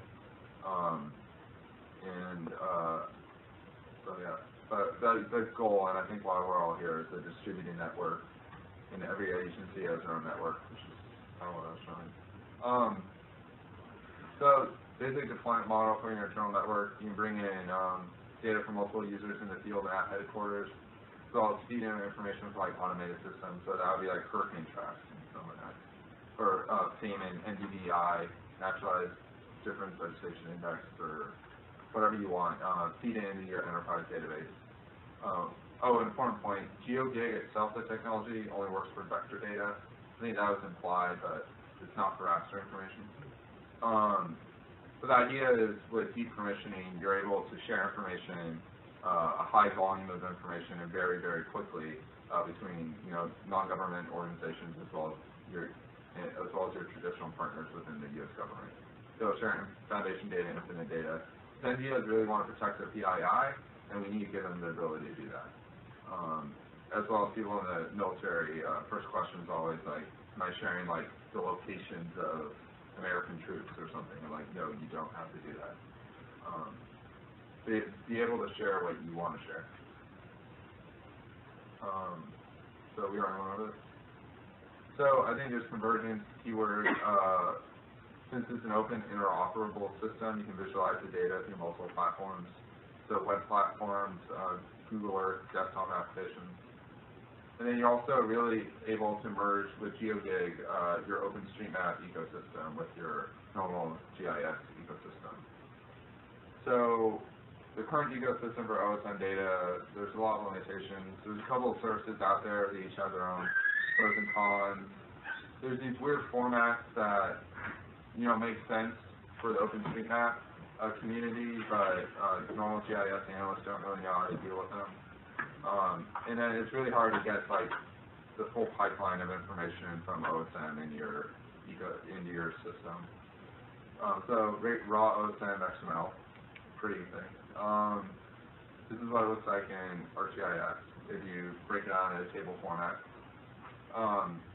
So really with Rogue and GeoGig, we want to reduce the complexity of OSM and be able to push updates down to like 5 minutes. So as soon as someone adds a building in OpenStreetMap, you sync your update every 5 minutes, and you rerun your like earthquake model or whatever. I guess a more one that makes a little more sense is if you're doing like road network stuff near like the World Food Program or UNOCHA, and you deliver aid, you want to like rerun something. When you get new road data that's traced from satellite imagery or elsewhere. So this is just a visualization of buildings being added to OSM and then pulled into GeoShape. The green buildings were buildings that are just added. Yellow buildings were the ones that are edited. The gray ones were the ones where there weren't any changes for that update from OSM. So you can pretty much version everything in OSM, which is really nice. So you're able to track buildings, roads, up-to-date foundation data, provide that out. Oh, nice. Okay, so this is an animated GIF of OSM contributions for a recent Hackathon. So one of the important things HIU is investing in is being able to kind of track and visualize contributions to OpenStreetMap and really be able to understand what's happening, what's changing in the map. Because OSM is really important to be able to deal with, and there's a wealth of information out there, and most people don't actually touch it, so we're trying to make it accessible and explain what's going on. So this was just from volunteers adding data via the browser to OSM. So this is just the raw polygons they're adding. And then on geoshape.org, there's a live demo link I would check out. You can register for an account if you want to use any of the map building technology. I think there's an explanation on how to get Arbiter on your phone. I personally haven't done it, but I think it works. So it's only Android compatible. Let me go through. Yeah, and then there's also videos and demos. There's a YouTube channel for GeoShape. You can view some of the demonstrations. And then we have guides for doing enterprise deployment in Amazon with RDS and other stuff. So yeah, like HIU, we really focus on documentation and making it useful at the enterprise level, not just, you know, running on someone's server in some closet somewhere, but being able to scale to an entire department state. That's it. Alright. In pursuit of time, I will try to run through my slides as fast as I can. Are you going to make slides now? Yes, so I think anybody have an issue with me making their slides available as they provided to me, let me know. Otherwise, I plan on distributing them too. Post on portals. Okay.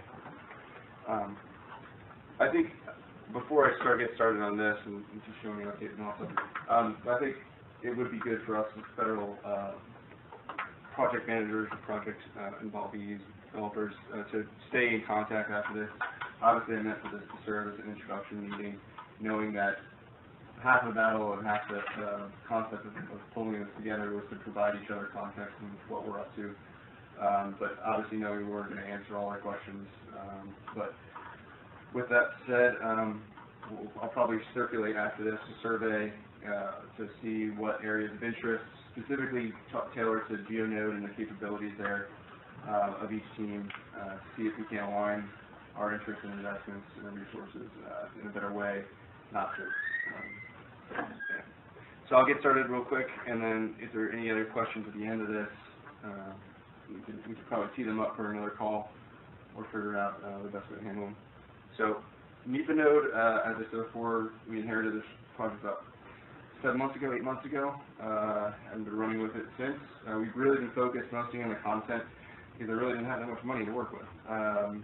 And we really, had some continuity, things change, priorities change, so we worked with what we had, but focused on that. So the idea of NEPA node and NEPA's National Environmental Policy Act, and really what we're talking about is planning and public engagement around, and most of those are infrastructure projects in the Department of Energy. We tend to oversee transmission lines being built or being refurbished, new generation facilities, kind of innovative energy generation facilities, renewable energy, clean energy, things like carbon sequestration projects, coal sequestration. So we do environmental analysis on those proposed actions to see what impacts are associated with those. And we look across a wide variety of what we call resource areas, and resource areas could be anything from biological, ecological, human health, social, economic. It really spans the gamut. I think it's probably the easiest way to relate to this is if you think of sustainability and all the issues that you have to consider there. That's generally what we have to document and analyze in NEPA. So the idea with NEPA is that we had an issue with data quality that we're using in our analysis and substantiating.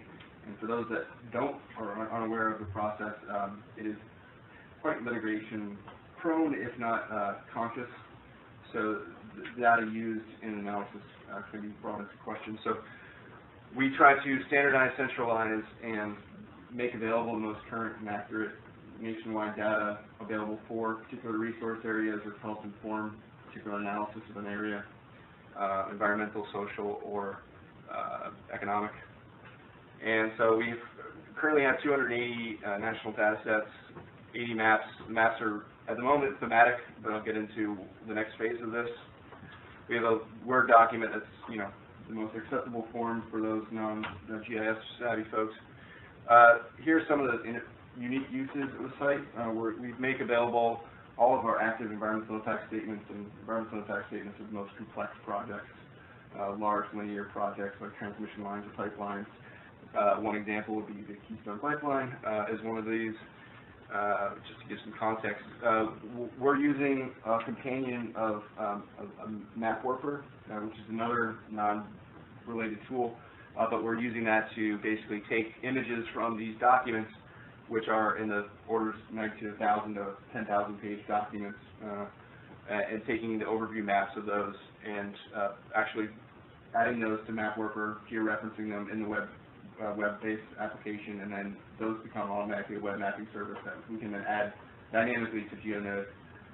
So you have the ability to click identify and obviously navigate. We've used you can click a link to the project page and find the documents that are associated with those projects, as well as actually clicking on one of the project layers and seeing the map from the document overlaid to give you context and full distribution or extent of the project. Same thing for the lesser tier. We've done an effort to take all of the environmental impact statements, which is about 4,000 going back to 1994. EPA catalogs those. So what you're looking at is basically a visualization of the federal government's projects that they funded from 1994 till today. And, you know, obviously there's varying magnitudes of how accurate those are, but better than nothing, right? And these are all live services. We have the links there too. You can check them out.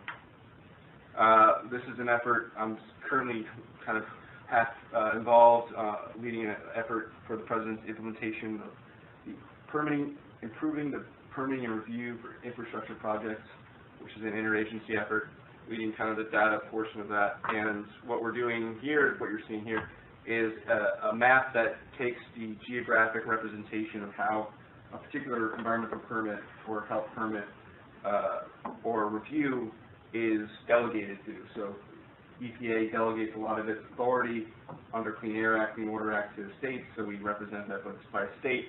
The map you're seeing here, orange, is combining the tribal areas with state, so you have state and tribal historic preservation officers, and that's basically what you're seeing here. So the idea with this is we accurately geographically represent roles, responsibilities, administration, jurisdiction, and provide contact information appropriate to the location of that project.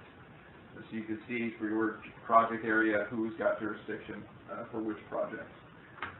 Built off that, taking it to another level, we're also using Geonode to pull in data that's particularly pertinent to one of those permits or reviews, a lot of P's, and pulling together, either uploading it to Geonode itself, Geonode, as well as pulling it in as a service to then centralize or to better inform whether or not those permits may apply to a particular project. You know, if you're in a wetland or if you're in a floodplain, those are the obvious examples, but there's a lot more complexity, some of the permits and reviews. And the idea is to flesh out both annotate narrative form to complement geospatial information to help projects and also federal reviewers know whether or not they need to consult or whether or not yes, no, if a permit or review applies. We've also done a scanning project where we scanned about 50,000 pages of documents going back to DOE's by 1970 when the National Environmental Policy Act was enacted, where we didn't have electronic versions of those documents. We scanned those, we're currently uploading them. And what we've done is use our MapWorker tool, and we're going to formally segregate project content in MapWorker from reference materials. But we basically use an overview map to represent a project. So, by giving it metadata that we can tag, so you can search for them by type of project. You can search by them by location once they're rectified and see the full extent of it. So as the bottom right there, you see that you zoom in and you click on the left-hand side, it'll show you the extent of that georeference map. And this also links to the project pages where the documents themselves are available for download. Moving forward, we're obviously leveraging the Rogue and GeoShape investment and plans to change the paradigm that we're currently faced with, which is we tend to use geospatial as one-way communication, communicating a project and how that relates to the social, environmental conditions of an area. And yes, that's valuable, obviously, in its own right in displaying, communicating complex information. But it's not the best we can do. And, you know, passing back and forth 10,000-page documents is not the best way to interact with another agency.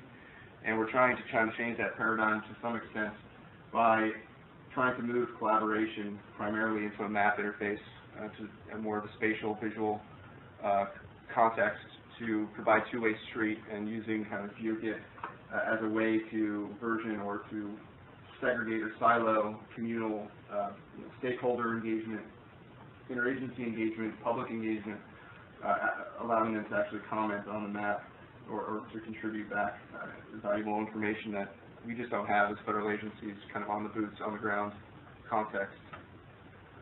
So what we're doing is we're using this new version, the GeoShape version, to set up a new environment, and that environment would be set up as a workspace or an enclave with exploiting the new group permission controls and allowing project teams, federal project reviewers, and contractors permissions to control their data, their documents, and their maps with whomever and however extensively they want to, and trying to move a lot of the consternation up to this point. And on the current NEPA note site, we don't have a lot of project information because of a perceived fear that, you know, openness is liability. And in such a litigation-prone environment as we do our work in, we're trying to change that paradigm so that giving them permissions allows them to be a little bit more open and collaborative with it. Because in our process, and I won't get into it, but the earlier you do these things, the earlier you figure out issues, the earlier you figure out what route's not going to work, what site's not going to work. The more money you save, the more efficient you overall become. And it's almost like you're delaying the inevitable in some of these cases with project design or project alternatives. You might as well just be collaborative early and often and figure out where the issues reside and just get them over with. So, permissions we know, and I think the rest of it is just stuff we've already covered. So I will end there. And are there any questions? Where's the NEPA node currently running? Yeah, you go to nepanode.anl.gov. So it's on Argonne's network? Yeah, we're using them. We're using their domain name. Yeah, we're inheriting the domain name for that. But yeah, the site itself is running off Amazon Web Services. Okay. But our lead developer now is Argonne. I don't know if he's made it through this whole conference call. Don, you there? I'm here. Wow. Probably because you're the one that got to run to the bathroom out of all of us. I'm here. So are you just running it on like one big instance? Were you able to cluster the back ends, or? We're running it on one big instance at this point. Yeah. Just out of sheer will, and I'm really just trying to. I'm not a developer. I've taught myself GIS about 3 years ago. So I was trying to be the marketer, curator, and developer all in one for this project. Well, now that Don, I don't give him the credit, but Don came on board recently, but until then we had a lot of it of, you know, well, we were running a low level funding, and now we're a little bit better off, but you know, that's just kind of where it was. And the project was changing course a lot, so it was hard to really dig in and know what we had. And most of it was to garnish feedback and show the utility of the existing sites, so we didn't really need much. So who's warping the maps? The map warper tool? Yeah, who's actually doing it? Yes, who was or who is it? It could be done as a crowdsourced effort. And the idea of the application and MapStory is also exploiting it. It's a great tool. It allows you basically just take any image and georeference it. But who thinks you can reference it? Yeah, any user that signs up. The content you have out there. Mostly me. Okay. You wanted the logistics, anyone could have done it. He's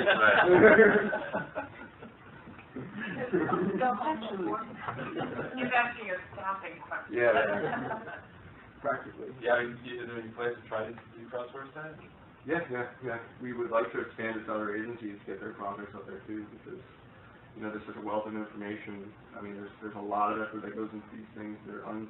I mean, how many people raise their hand that really know NEPA? Yeah, if you talk about environmental impact, anything in this country, with any project associated with it, you're pretty much talking about NEPA without knowing it. It's a requirement of every federal agency.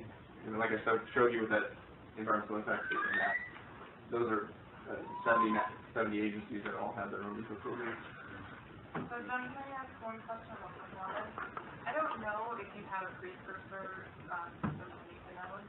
Have you compared what you guys were doing before with what you have now? I mean, I know I have essentially an internal version of what you've got there. And so if I make a migration, it's going to be maybe looking out. We had no baseline because we weren't really doing anything in geospatial realm, really. Has anyone else done performance testing? What do you want now?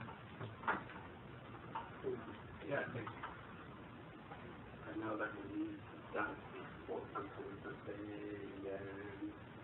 and really depends how much you want to scale. I mean, you can always get high performance locally, but you can't scale and you can't fail locally. So the question isn't always about the high performance you can get, it's also what else you can get out of it. Sure, The real question is how much money do you want to spend? And I actually would say, I mean, I'm a huge open source advocate, and I think, you know, there's a cost variable. This is the other question I think you'd ask yourself is, does it do exactly what I want, and what impact can I have on making it do what I want? And I think a lot of times that idea of controlling what it does is more of a tipping function rather than cost, because performance, I think, as you said, you know, you get smart networks, engineers, and they can scale anything, right? I was in the state for 4 years, so yeah, I know that feeling. I think it's an important point that we really have a lot of control over the data as well as underlying infrastructure. So if you're in Amazon, you know, Amazon has some access, but if you're using ArcGIS online, it's like, I don't know, thousands of people that work for FGDC, you know, I'm sure they have some access controls and stuff, but,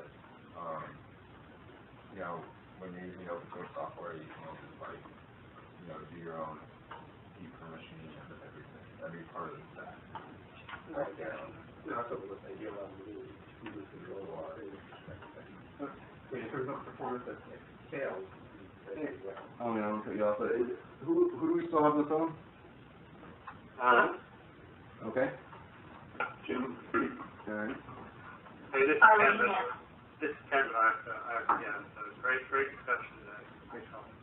Before anyone goes, I'll just propose this, that we'll make an open invite meeting occur bi-weekly at this time to kind of piggyback on the current FGDC Geocloud call, and make it just open invitation to this group if you're available to attend in a few around this particular topic, all these topics here that we're talking about. So we'll put that out there. Yeah, we're going to need to do next steps, figure out who's doing what. I've got some schemes in mind. I'm sure everyone else does too. Ken, is that okay? That's fine. Great. All right. What is, you going to grab a list of the participants from the WebEx to make sure that their emails are used? They may be gone. I don't. We might be able to. Should be in the recording. Oh, yeah, I was going to say, Yeah, it's in the recording. In theory. In theory, but I don't know because we recognize the. I think we're recording directly to desktop instead of using their server. It works on practice, but what about There we go. screenshot? All right. Okay. I think everyone's got it. This message is for you. Drink 4 beers for me, okay? John, and then how do I get home? 4. That's on top of the 3 that you're going to drink. And then how do I get home? There's no talk. You float home. Recording off your question. I'll drink out of the Oh yeah.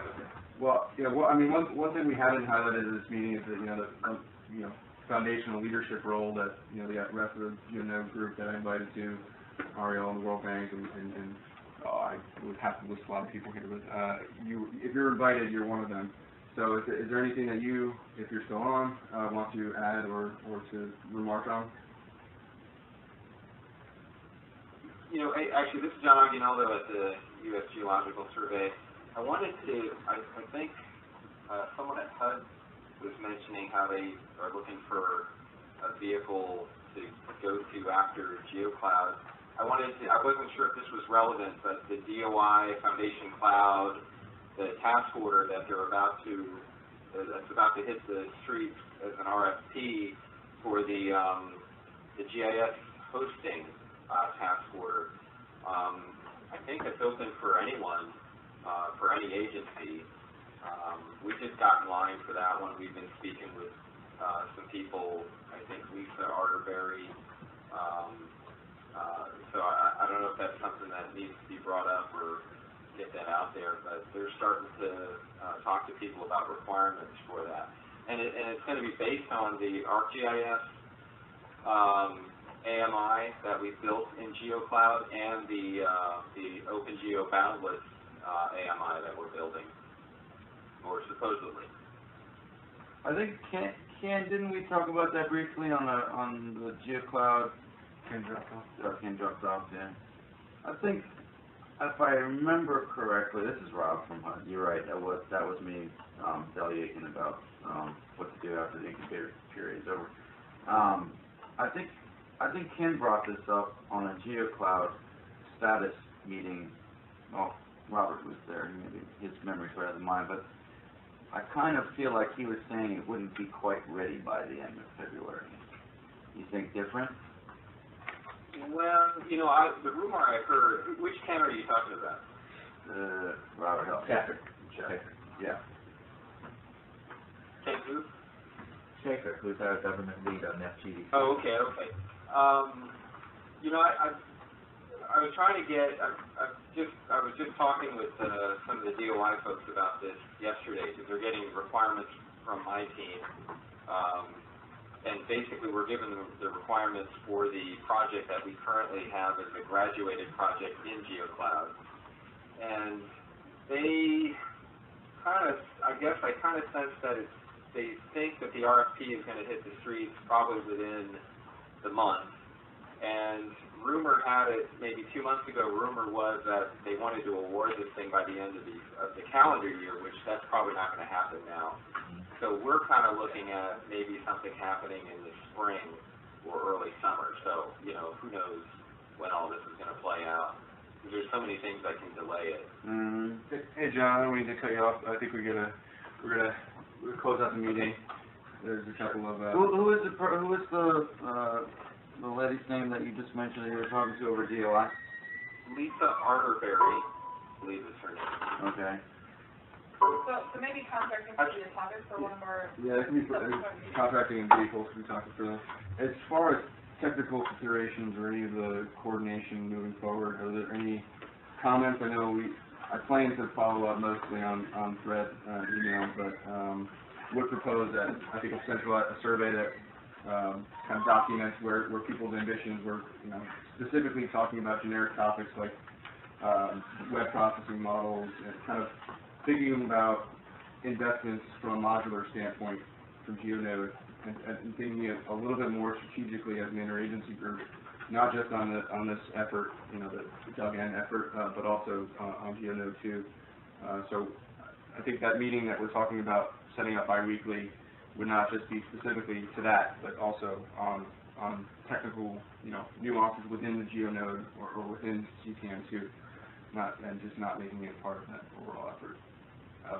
But continuing the dialogue, I think it's important that we maintain an ongoing conversation as people have issues or people plan on in making investments, going down a certain path that we're at least aware of it interagency-wise, that we can either co-leverage each other's efforts or figuring out a more strategic way that we don't just do this piecemeal or to meet the needs without thinking about how that contributes back to the community, interagency community, and also the Geonode community. Yes. Hey, John, I'm going to piggyback off of that and just echo that a little bit, but suggest that there's a few layers. There's a technical layer, there's an investment layer, and then there's also a policy layer. And more than willing to, and there's dialogues that each one of us overlaps in each one of those at a variety of different levels. But I think there's some degrees of optimization with future discussions in awesome ways that can help that, so that there's basically, yes, I'm so buzzwordy, there's an exponential return on our conversations, and more than willing to help spearhead anything, not necessarily on the technical side, but more on the investment and the policy side. One thing that's really helpful that as a community, as we evolve, that's really useful, is if people use tools that another agency has kind of led to really help to reinforce that story and make certain that it gets known in whatever ways. And if it's, so when people use things like Rogue or map story components, we just would really like to know, because we send that up and we try and send that signal very loudly. And we'll also help reinforce on the same side anything that we use from other agencies, to really just highlight and to encourage that this is a community that's forming, and will evolve. I think that point two is that in the, fiscal environment, it's not just doing more with less, but it's also making the sale and having an interagency group that we know are all invested in some way or capacity and using. Yeah, trusting, the same thing that we're proposing is, just as valuable. So.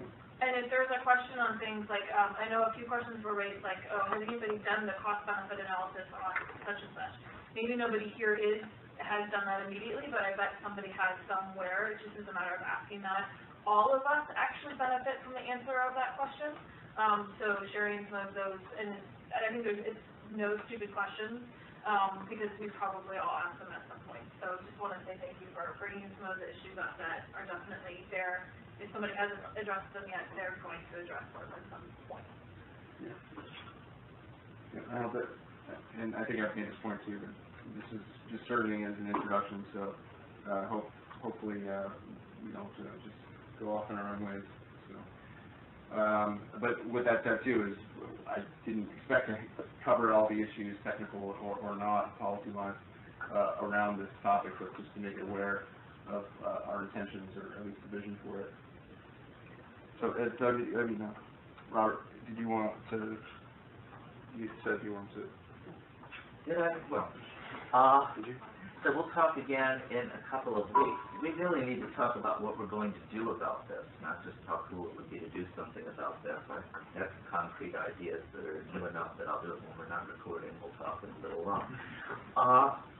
Couple of weeks, I will be at reInvent, but this is pretty important. So if I don't make the regular meeting, maybe Pat will cover me. I'll try and break free for the 4 o'clock. It looks like we have a path forward, but I think we've got general agreement that we want to talk about how to make this real in our 4 o'clock session, and not just talk about what might be a nice idea someday. Is that correct? I hope so. It would be a fabulous new feature for this program, and I think we can do it. Okay. Anything else from the phone, or we're going to sign off? Hey, John, take a couple of beers for me, will you? Virtual meeting? I already started. All right, anybody else? Tom, I think I know he didn't. 21st, yeah. We're still recording. All right. I'll skip that. Yeah,